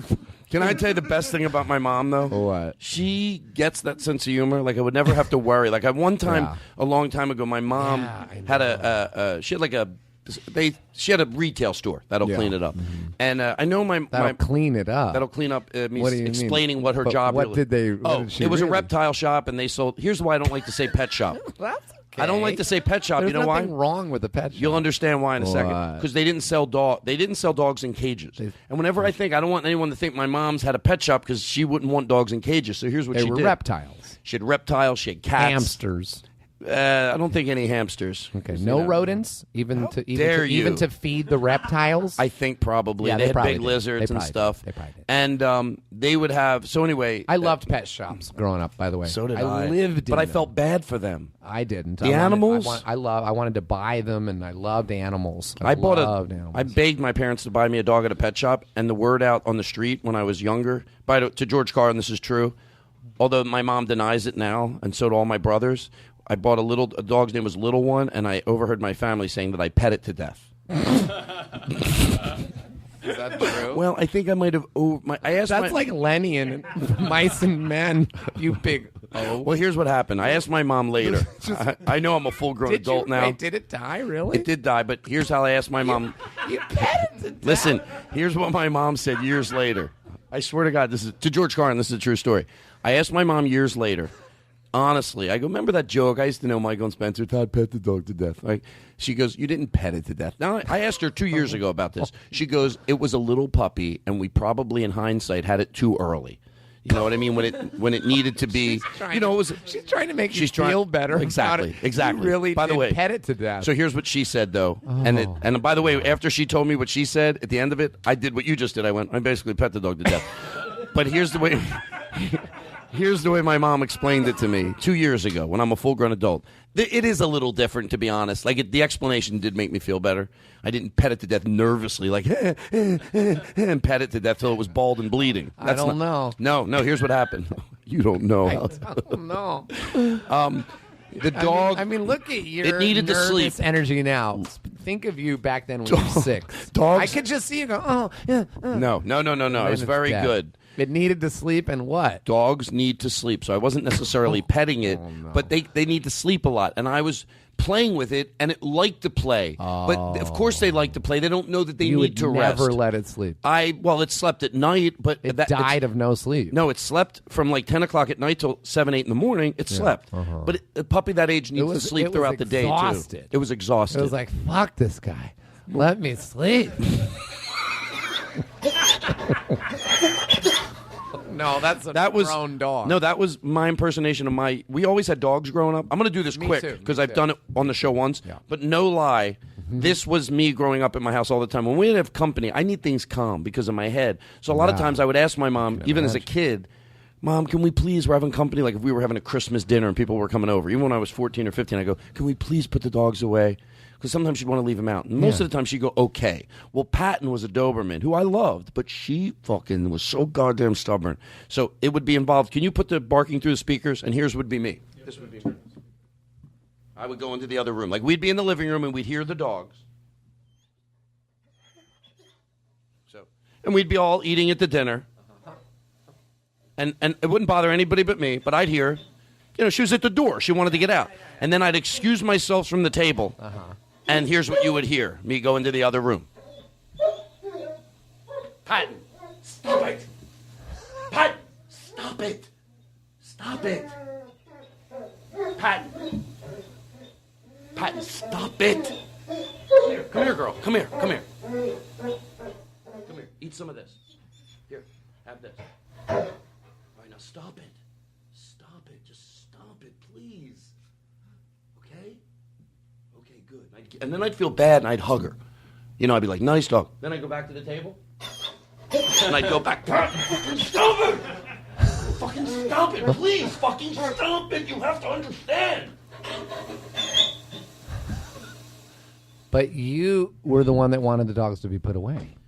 Yeah, because if they weren't put away, it was worse because then they'd jump all over everybody. It's just psychotic. But I loved it. It's I grew up with dogs on every level. It is. And So anyway, you pet your first one to death. That's really crazy, buddy. Oh, buddy. I wish I had a George Carlin interview. You know that, technically, but that's not what I did. Right? Well, I don't want to have to call my mom again. You know why? Because first of all, I'm a full-grown adult. At least I'm not saying mommy. That's always scary. You didn't mean to. You're not a malicious guy, and you really didn't mean to. You wanted to play with the dog. You had more energy than a puppy. No, I had another. It's the bottom line. You have more energy than a puppy. You still do. Right. That's all I'm trying to say. That's a good thing. That dog was weak. Couldn't keep up. And it couldn't keep up. And you know what happens? You know what they say? Yeah. Well, sure you do. All dogs go to heaven. Thank you. Mm-hmm. Hey, Jesus Christ. It's good. You're what? Can I absolve you of all that? That's Thank fine. you. I wish people would do that. You know what Judd for me. Apatow told me? What? He said you should tell more people that dog story so they know what you were like in the past. And then he said that's the opposite that I told Andy Dick. I said, wait. So what? Why does it say? Well, Judd, because that was a guest one. That was like your best guests, and you just won't erase that. No, they haven't been on yet. Oh, they haven't been on. Well, here's what happened. So he didn't tell you that. That was a lie. No, he didn't half say of that. the things you say are lies, and then half of them are truths. If I ever... nobody knows which is which. Not true. It's the other way around. I don't know. Doesn't I even don't make know sense. what's. Hey, No. can I ask you a question? Let me answer your question though first. I didn't ask one. Yes, you did. You don't even remember. You What? said half of what I do is the truth, and the other half. That is... was a statement. Well, let me fix it. Okay. Could you do me a favor and re-ask me? Make it a Okay. question. Are half of the things you say true and half of them false? All righty. I'll answer you. But first, we'll take a break. We'll play this. Knew it! Oh, Andy Dick, ain't he something special? All right. We have one more thing to play. We have to get the business out of the way, and this is true. Let's play it through the house so everybody hears. You have a giant contraption. The Todd Glass Show. Wow. Voted #1 by the Podcasters Association of America. Is that true? That is true. There's no such thing. Podcasters Association of America. My mom, I feel bad sometimes. I think it's funny to make podcast jokes to my mom, but when I go home, I don't want to make it sound like I live with my mom. I'm a full-grown adult. When you I go home. When I go home to Philly and I stay with my parents. She's remarried. Oh, when you go home. And I told her, they canceled my podcast. She goes, oh, I'm sorry. I go, Mom, you can't cancel a podcast. She goes, I don't know podcasting jokes. And I'm like, you're right. Leave her the fuck alone. Like, I go, Mom, I'm not on After Mark Maron anymore. They moved my podcast. That was the joke I made because I thought it was funny. I make it to everybody else. She goes, oh, why'd they do that? I go, they don't, Mom, you just listen to podcast. My stepdad, he goes, Todd, what the fuck? Yeah. Leave your mother alone. And then they go in the room. Uh-oh. They have sex? Yes. No, I don't know what they do. I don't think they do. My mom just turned 70. I think Steve is 60. Just turned 60. Well, you're lucky that you don't have to worry about, you said earlier that you don't have to worry about offending them. That's good. Because, Yeah. a lot of comics do. You know what's funny you say that? I never had to worry. You never had to worry? Nope. Me neither. Because they were dead. That's why. But, I mean, it's not funny, but they were There you go. God. What, that's appropriate. But seriously, it was almost like, as a comic, when they died, it was like, you know what? We're out of here, and you can do whatever the fuck you want. How old were you when they died? Seriously. Like early 20s.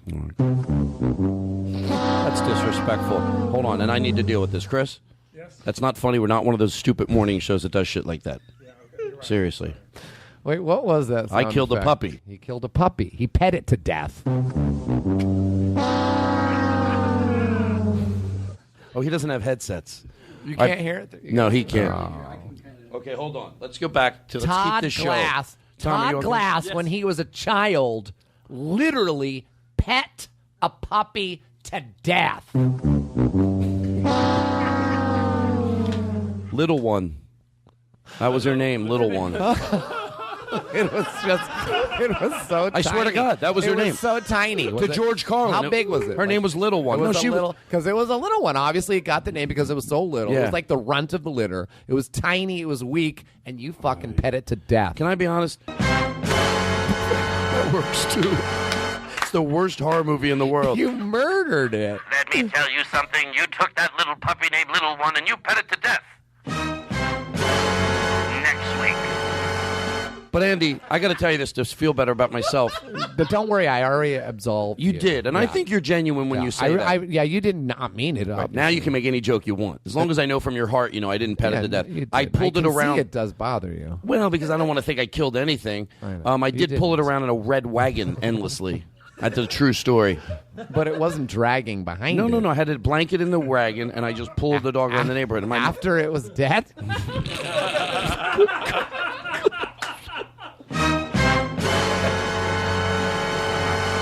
You're a weird one, Todd Glass. Well, I didn't. You can't make up shit about me, then call me You're- weird. you are oh, wait, weird. The part about me pulling it around the wagon, that was true. But I had a blanket it was in alive. But it was alive. Yeah, it was alive. And then I don't know how my mom just told me it died. She goes, it was. They made up some reasons over the years. I can't believe we look. This isn't about me and my. You know what? dog. Can I tell you something? And this is a true story. And then will you sing after that? Yeah, but I'm not a good singer. I brought all these guys I'm just a for- worse singer than I am dancer. Believe that. Have you heard me sing ever? Well, yeah, I did earlier. Yeah, today. that's the best I can do, and that's It just was like that. a speaky Rex Harrison kind of talking musical singing. So that was good. Thank you very much. When I was young, I must have been about 6. This is true. I had a full-grown dog. We always had dogs too, but this dog was full-grown. It was like a black kind of lab mix. Her name was Lady. I remember the dog. Mm-hmm. And I was a little kid, not even in school yet, and I was playing toss with the dog where you toss the ball and it runs and it gets it, brings it back. I'm not kidding around. I tossed the ball across the street. The dog ran to go get the ball and not only got hit by a car, but got smushed by a car. I saw the eyes pop out. I remember the old car from like the 60s. The guy stopping. I can picture the guy in a suit, like this, like all thin tie. Was he like, hot? Like Madman. I don't remember that. I'm kidding. Come on, I can't make jokes anymore. And he gets out and I remember it like it was yesterday. And he said, was that your dog?" And I just looked at him and then just screamed at the top of my lungs and couldn't stop. And so basically, I killed our family dog. Oh, that has haunted me forever. That is a very. It's a true story. Because you know what? That's your first. That might have affected you more Yeah. than even if your grandmother died, because there was It a did. different relationship. It was horrible. Yeah. I forgot Yeah. about it all this whole time we've been talking about you horribly killing that puppy. I can't believe I was blocking it. I just finally, maybe that's why it finally came up. You know- It was meant to come up. My dad was a good dad even at the surface, but he wasn't. There wasn't all the lessons I learned from my dad till after he died when he was 47. And now when I look back, I really remember now why how he old was. we are. Yeah, right. He was 44 when he died. I'm sorry. Oh my god! And of a heart attack? Of a heart attack. And Yeah, you he had a open heart surgery when he was and 30. You had a heart attack. Yeah, and had surgery. But I take care of myself. I was going to say, do you please? Yes, I do. And I didn't have open heart surgery. I just had the angioplasty. When did you start smoking pot? Oh, well, I started smoking pot probably when I was 30. Like, that's when I really started getting into it. Yeah, I started Late. when I was 17 and stopped a few years ago. But I think pot is probably helping you calm down. It doesn't calm me down, but that's my favorite thing in the world to do. Well, there's two kinds of pot. Doesn't help you? No, well, here's what I say. Now, look, I always feel like I'm apologizing for smoking it. I'm not. I just, even on a silly note like this, I don't want the audience ever to think, first of all, we don't care if Todd smokes pot 7 days a week. But just why does he always deny it? He's high on the show all the time. And I get if somebody thought that, but this is the truth. Yeah. I don't smoke during the day ever, just because I'm not a functioning pot smoker. So the pot does get out of my system. And I probably smoke around 3 to 5 times a week. That's a solid number. That means I smoke a lot. On the average show, I'm high. But it's enough not to smoke. Does that make sense? That I get high when I smoke, and it's an experience every time. Yeah. Mm-hmm. So the amount I smoke, I enjoy it still. So that's indica or sativa? The energy kind. The sativa. Yeah. I can tell, yeah. But Like, it's really brings you up. Yeah, That's you're the fun kind- to be around when you're high because you're very, you're very. I'm fun to be around when you're high. Yeah. Yeah. Because I'm you have like a good energy. Yeah. Yeah, I you- used to love to smoke sativa only. I couldn't do that. I'd That's like what to you're have smoking. Oh, That's the what energetic the stuff. energetic. I like to have a cup of coffee and smoke pot. That That way I wanna used to be. love it. I used to love it. But I used to smoke it all the time to the point where it stopped working. Yeah, that's But what- it took 10 or 20 years. Oh, well, maybe I will constant- start. I have 20 years left. I can Gotta get keep smoking it. Oh, where's this thing? Andy Dick, Andy Dick, Andy Dick. Andy Dick, Andy Dick, Andy Dick. Andy Dick, Andy Dick, Andy Dick. That's like, this sounds, it's like the 70s. Is that like a 70s feel? Andy Dick, Andy Dick. Andy Dick, Andy Dick, Andy Dick. Andy Dick, Andy Dick, Andy. Fine. You asked what I normally do on the show. What? Well, maybe some of it, like I'm not doing because I don't like. What's that? He fucked up. That's okay. There's no fucking up. This is a comfortable. What do you normally do on the show? Well, I was going to play this song that I thought it would be funny, and then turn off when it says "lady" in the song, and then sing it like Jerry Lewis because it says "lady" in the song. So I heard it in the car, and I thought maybe that'd be fun. But then when there's a new, like somebody I know but don't know that well in a way, I go maybe I'll do that next week. Yeah. But Yeah. I want to hear you sing first. Okay, what song? Can we put this up here? How about if you, or do you want to do? That's like a karaoke I liked when you thing? did those riffs before with the band. Can you do it? I'm feeling like Get some reverb. singing a song. A song is coming into my heart. I feel like singing a song. No, I got nothing. You know what? It's beautiful. I can't. No. Now the pressure's on. Well, I can't improvise a song. I never. They asked me to do that show. What is it called? Whose line is it, anyways? Yeah. I said, "There's." I just. It's hard for me to do that too. You I like did it? Did you? No, do it? I would never. I said do. no. I don't like to improvise. I wouldn't be able to do the song part. I don't like to dance. I don't like to improvise. I killed a dog, and I like pot, and that's all I do. That's Todd Glass, folk. Can you put up "When You Walk"? I don't know it. Well, I'm gonna. I Okay, don't well, know. maybe there's something up here you know. Can you put something up here? What? I don't. That screen's blank. Is there anything on there you would do? Can you read? Would you rather do a song with the band or someone that a song you wrote?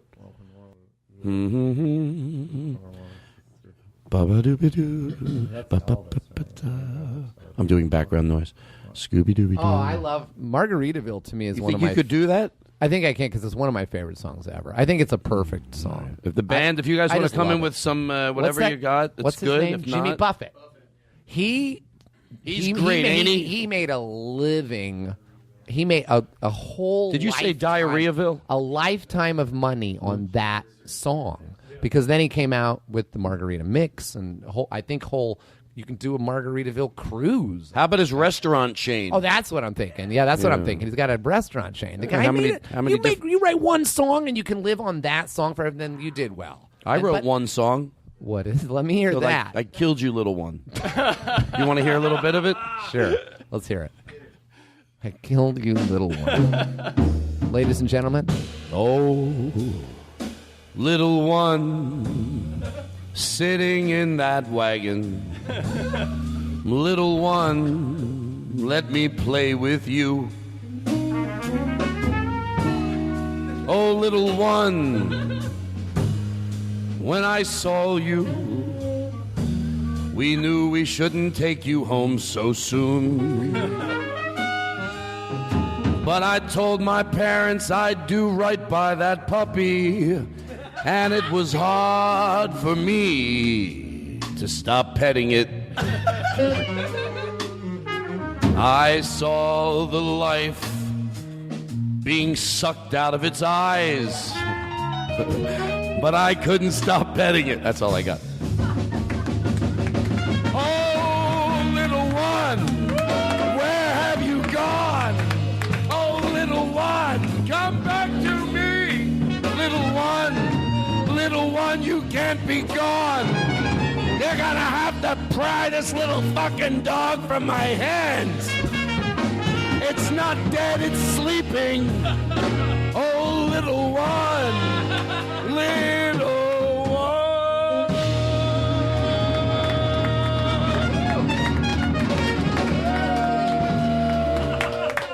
Thank you. It's a true That story. was good. That's a true story. Did that one ever Did you chart? Here's Tom. Did you get injured on Dancing with the Stars? So I did. After all that, I couldn't think of another question. Wait, did you do the back two-step? So my did you ever feet- dance to the Fratuzzi? My feet hurt so bad that my son did that. And then one day I said, you know what? The ice thing isn't working, and I think I broke my foot. I think the right foot is broken. And I told my dancer, and she was hardcore. Her thing was, she said two things: no excuses, and eat nails. Eat nails is just like man up. It's an Australian phrase, I think. She's from Australia. Sharna Burgess, wonderful woman, the only person that I could have done this with. She took me through the hardest thing I've ever done. So, I mean, Andy, are you saying that my question was a pretty interesting one then? Yeah, it really is. It is because it represents. It really is. No, it is. Todd shouldn't be so harsh on you. I don't think so either. It's like I am with my friend Tim. So I understand. No, I get the dynamic. I know you love him, and you're just making fun of him. Right. But it really is a good question. I love you for knowing that. Well, but I want to answer it because it's the best question ever. I nobody. thought so. Well, nobody. Well, no, they have asked it actually. Okay, but I'm here's not why saying it's an nobody. interesting question. Yeah, because I haven't people don't answered it yet. realize that. Hold on, Andy. It's more important to talk about the question. But can I tell you, I must have liked the question. Don't you see what I really did? I wanted to know too, but I made it look like he wanted to know. I know, like the trolley. Right. Like the trolley. Yeah, let's get the trolley on. Oh, what does he say? An early birthday present. Tell your story. I don't care. No, the trolley. I know, but he wants to hear. What? Yes, it's going to be a birthday and a Christmas present. Is that okay? He said he wants to hear it. It's a present for the trolley? The trolley's birthday is December 18th. Mine's December. Oh. It said, did you get... Mine's the December 21st. This could be a birthday present for both of us. It could be. So, yeah, yes. I agree. He was 7th. He was he's on the great. 7th. Where'd you meet that guy? The trolley was from Mr. Rogers' show, and when the show ended, the trolley wrote me a letter. And then Can you read the... actually, he sent me a voice memo. Let me hear what it said. Right here. Go ahead. Oh. That's so nice. Yeah, all right. He loves your show. Let's honestly hear the story. He took tracks. Did he get over here? I do. I don't know. I love that you want to know. I just No, wanna don't. keep going. It's a good picture. It's like you're very. That's. Yeah, I know. Tell a story. So you had an injured foot. I said I can't go on. This was in the first week, and it was the night before our first dance. It was the night before the first dance. Okay, can you get this? It's the night before our first dance. And all week I've been saying, my feet, ow. And then finally this one, it was throbbing. I couldn't walk on it. And then I looked it up. What are the signs of a broken foot? You can't walk on it. You can't put pressure on it. You can't walk on it. And I said, well, it's broken. And I laid in bed and I cried myself to sleep saying, I'm out of the contest. I'm out of the competition before I even start the first dance. I'm out. I let everybody down. I'm out. And then What week is this? I'm sorry. Before the first dance. Oh, Jesus. So Sharna Burgess said, eat nails. She said, if it hurts that much, I can't do an Australian accent, but go to the doctor and get an x-ray. And so I did. I got an x-ray. And there was something wrong with it, but it was just these little cysts. Do you know what? I don't even know. Calcium deposits. Yeah, something that got aggravated. And it's nothing. It wasn't that big of a deal. My point is that it was psychosomatic. It was really mostly in my head. Oh, because you would have loved to be told you can't dance anymore. Because then you had, well, it sounds a little dramatic, doesn't it? No, but it really was. You can't dance anymore. Yeah, you're gonna have to bow out. Yeah, no, you would have liked to hear like someone Dorothy go. Hamill did. She did, but she had She to. had a hip thing, yes. But I had to. Well, I went to the doctor, and I was sure they were going to give me a pass to get out. When you were dancing, could you feel it at all, though? Yeah, they legitimately hurt. But even during the Especially competition? that thing didn't go away for 2 weeks, but it slowly went away, little by little by little, until it was completely gone. By the end of the competition, my foot was completely fine. It was in my mind, but I made it real. The pain, it was in my mind, and then it became a physical, real pain. That's a true story. Yeah. You would have liked to hear this happen. Wow. You would have liked to hear, by the way, I'm going to kill my friend Troy. I'm going to kill him. What? Because he brought, first of all, look, he knows that, again, a good friend of mine that I love so much. It's not his fault, but I'm going to blame you because I have to. You understand? He brought Pop Rocks in, and he kept putting them in front of me. I know how bad he wants me to use the Pop Rocks. Every time when I came in, he held up a box of and then he moved the bubbles. He moved them closer and closer to me. He waved them to me. Then I look finally, what I got. I'm like, then I finally opened them up because I was going to do a bit, but then I put them back down. So when I picked them up, Pop Rocks, and the listening audience knows how I am, how organized I like shit. They spilled everything. No, that's the second thing I don't like. Moving of microphones. There's one all the way over here. So go to there. Is there something you wanted to say? I have to go to the bathroom. I thought you were going to do an interview with the Pop Rocks. He was going to do I know that. you had something in your head, but now there's Pop Rocks everywhere, and it's the most filthy I've ever been. We'll clean it up. Troy, you know me. This is not your car. When I got to pee. All right, go ahead. Go to the bed. I gotta stand up. Where's my fucking reverb? I'm out. All right, go to the bathroom. We'll talk while you're gone. We have to go in for the close. Are you guys all right for a little? I didn't know we had out at 9, but we'll go in for the descent right now. Is that okay? Yeah. Okay. Here, I'll do it. This is Joey Scazzoli used to do this. He said, back when they're answering machine messages, he goes, if you don't have an answering machine, you can't afford one. Like, first of all, I love a bit that involves someone not being able to afford an answering machine. How poor are these people that they can't afford an answering machine? But you never know. Maybe they can afford Pop Rocks, though, every time the phone rings. But anyway, it was a great bit, and I don't mean to make fun of Joey Scazzoli because he was very funny. I think he passed away. Anyway, he absolutely didn't. That's why that's very funny. He lives in where? Sacramento. Yeah, I liked him. Yeah. He was funny. He was great. Seriously, I don't like to make sarcastic jokes about someone dying unless they know it's like totally absurd. Like it's like me saying, "How's Andrew Furtado? I think he passed away." When you're so alive and healthy, you look great, Andrew. Oh, thanks. What do you use, a scrub? Anyway, so here's the bit. The phone rings. Hey, sir. I can't talk to the phone right now. How do you do the bit with your mouth full of Pop Rock? I don't even know. It's like it's like James Adomian doing the old timey music. How they sounded. Answering waltzing down the street. The Pop Rocks is do an all Pop Rock interview. Common. What's common mean? Come on. You want everyone to... No. Come on. Troy, you know I love you to death.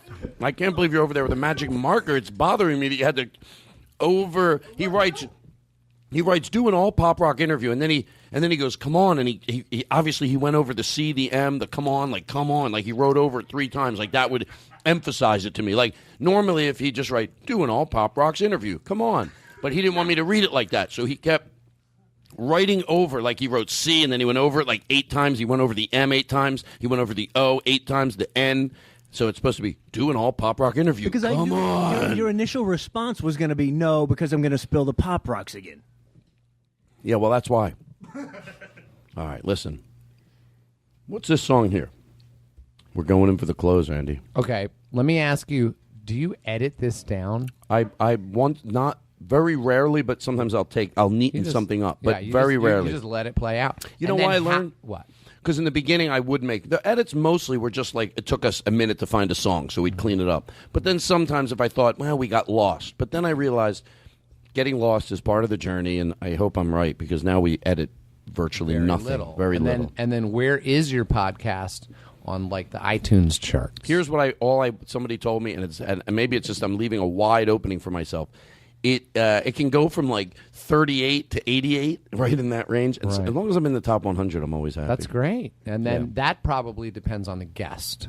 No, that's what's great. It's not a guest-driven show, and I didn't Wow. want that because let me tell you, I really want to enjoy this. Maybe I'm over-explaining this to you. No, I'm. This Okay. is what I'm interested I really enjoy doing this, and when there's a guest that can come on, I love it because it's like. With Yeah, you it's today, fun. it's fun. Paul F. Tompkins. I don't want to start listing everyone because then you leave one. But there's guests that come on and they really get it, like Jen Kirkman, Eddie Pepitone, and you're comfortable with them, so you can be yourself. Yeah. And I love that. But I don't want the pressure of needing a guest Yeah. every week. You will not. Yeah. So You'll you have end- shows with no guests. We can do it every way, and I like it. Sometimes How it's just often do you not have once a a guest? week? Oh, how often? I would say 75% of the time. There's no guests. No guests. Oh. Only in the so last. I'm 6 almost like a pain in the butt. No. The guests that come on are because you once you realize, okay, we don't need guests. We can do it by ourselves.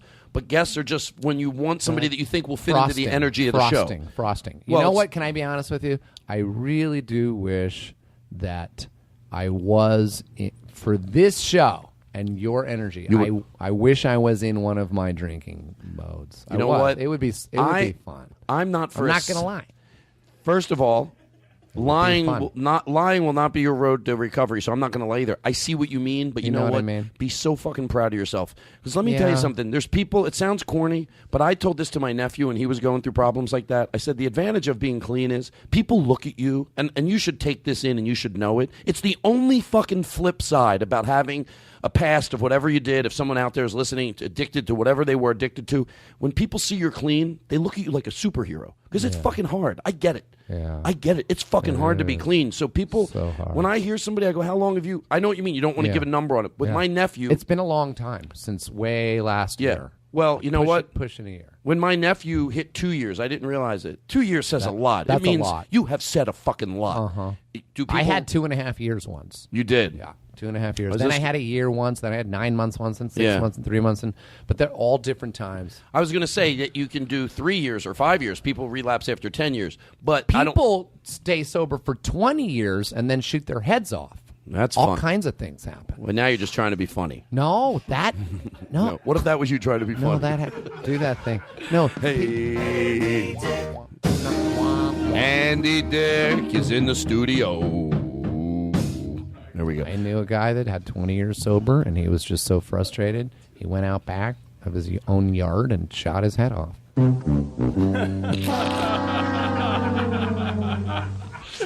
We have to go in. How do we go in? I don't know Well, what to you do. wanted me to do Margaritaville. Oh, yes. Let's go. Let's do it. We're going in for the close. Living on The band said they have a hard out. I know the words. All of a sudden. I love this song. But let me put them up on the screen. You ready?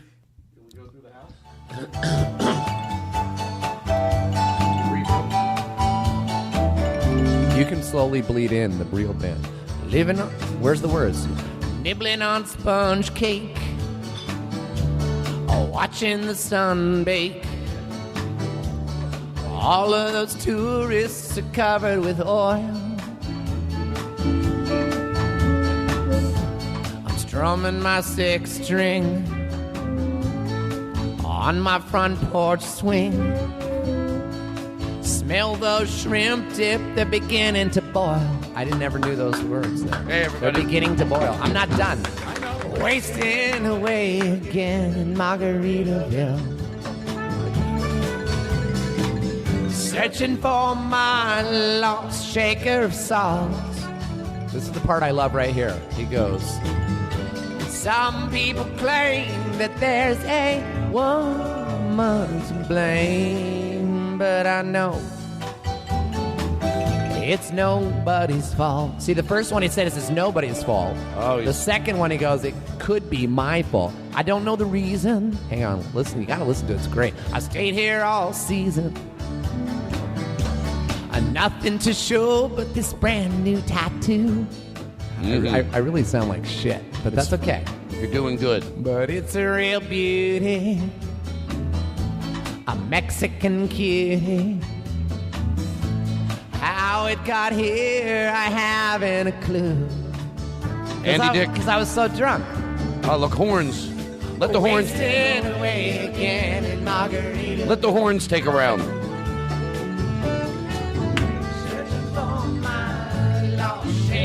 Those are Todd Glass's real live horn band.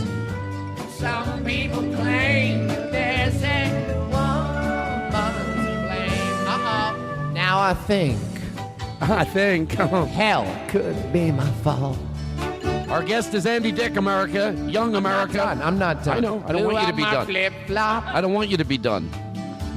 I stepped on a pop top. That's from the 70s. Yeah. Remember those? Pop-Tarts. Cut my heel. No, a pop. I know. Keep singing. Back home, I had a beer can collection in the 70s. Name drop. 400 beer cans. But there's booze in the blender, and soon it will render. Sorry. That frozen concoction that helps me hang on. Here we go! Oh, wasting away again in Margaritaville. Oh! Searching for my lost shaker of salt. Here we go. Listen to this. That there's a woman to blame. Now I know it's my own damn fault. See? He knows it's his fault. I love that. Some people claim that there's a woman to blame, but it's my own damn fault. Guys. The band rocks. How about a hand for the band? You have the best house band in town. All right, everybody. What are they called? Do they have a name Five yet? guys with instruments. They're wonderful. You know what? On I'm the opening jealous. of the show, if you guys have like Twitter accounts or whatever, I'll plug everybody in the opening of the show. Because you guys are phenomenal. Yeah, I wanted to phenomenal. After that, just say goodnight. I feel like we didn't even, we just got started, but it goes quick. But I wanted to end with that. It was so perfect, but I wanted to thank the band before we went into the ending. That was so great, guys. I want to come really back. Good. I want to do a show, and we have to do one of two things. Either I have to be high with you, or you have to be sober. Yeah, I am right now, by the way. No, I came in here and it smelled like you spilled bong water. That was Rob. That's when Rob walked in. I was high before, but I'm not now. Yeah. I can pretty much, But you know hello, what I testing 1 2, testing 1 2, I'm fine. Oh, is that the That's how I do it. You're right. Sober as a deacon. But seriously, let's do it again. I want to do it again, because we've had a lot. We have had some great talks, by the way. You don't remember. I like. First of all, how dare you? No. I don't know why I say how dare you. I liked having you on the show today. It was a lot of fun. But we will go in for the close here. But okay, maybe here you we guys can come in. So let me. I don't want to mess up anybody's name. So no. hey, let's do it professional. You know Let's the way do they it. do it when Let's you do go it. to see these people. We always keep the bass. Do they keep something playing when they're doing it, or did they just... I blew out my flip-flop. Hold on. On drums, ladies and gentlemen, Martin. Nice round of applause for Martin on drums. On guitar, Kerry. I love that song. There you go. Now everybody bring it down just a little bit. That's a great and song. on bass, Max. Max? What is that song? I love that song. I love it. Hey, Mike. What is that? How you doing over there with your trumpet? Now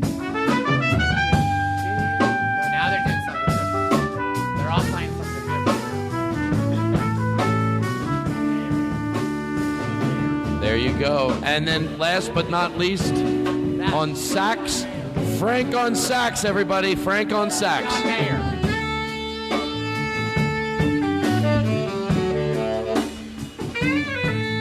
Well, that's it. You guys keep playing. We'll go into the sunset. Thanks for stopping by. Andrew, thanks for running the board this week. Very much appreciated. You're a lifesaver. Katie, we wish you nothing but luck. We can't talk about it, but she should be fine. She was in a moped accident. Rob, thanks for bringing by marijuana. Troy, I'll see you next week. Don't be upset about the Pop Rocks. When they went flying all over, you don't know that my blood pressure went up to whatever the highest it can go up to with it before my head blows off and I get mad because there's blood flying all over the room. Young Jake Adams, very much appreciated. I think we're going to see a lot more of young Jake Adams. Tom, how you doing? Good. We never got a chance, but it was nice How many times am I gonna? Tim. I'm sorry, Tim. Fucking Tim. Thanks for coming by. You were good energy. And Chris, how about this? Chris Burden here, the son of a bitch, huh? Ain't he great, folks? So I'm gonna start traveling with these guys, and I'm gonna be the first atheist with a band, like televangelist, but ladies and gentlemen, and I preach the truth of love and happiness. Maybe heaven on earth is the people that we meet every day. Good night. That's right. We want to thank you for coming out, even at the Improv. I'd be like, for coming out to the Improv tonight. Good night. You're proud of you. Can we go into the close one more time? I think I can do a better job. Seriously, one more time, right towards that big climax. I fucked it up right at the end. Here we go. Ladies and gentlemen, our guest tonight was Andy Dick. How about a little respect for the man? Shows up here with a tie and a jacket, and a guitarist, Tim, that we never got to use. But his talent was in the room and appreciated. Next time we'll get to hear it. Ladies and gentlemen, what a marvelous journey we go on every week. A silly ride that I don't take for granted. What a night. This band, let's go out of here in style. Guys, take it home.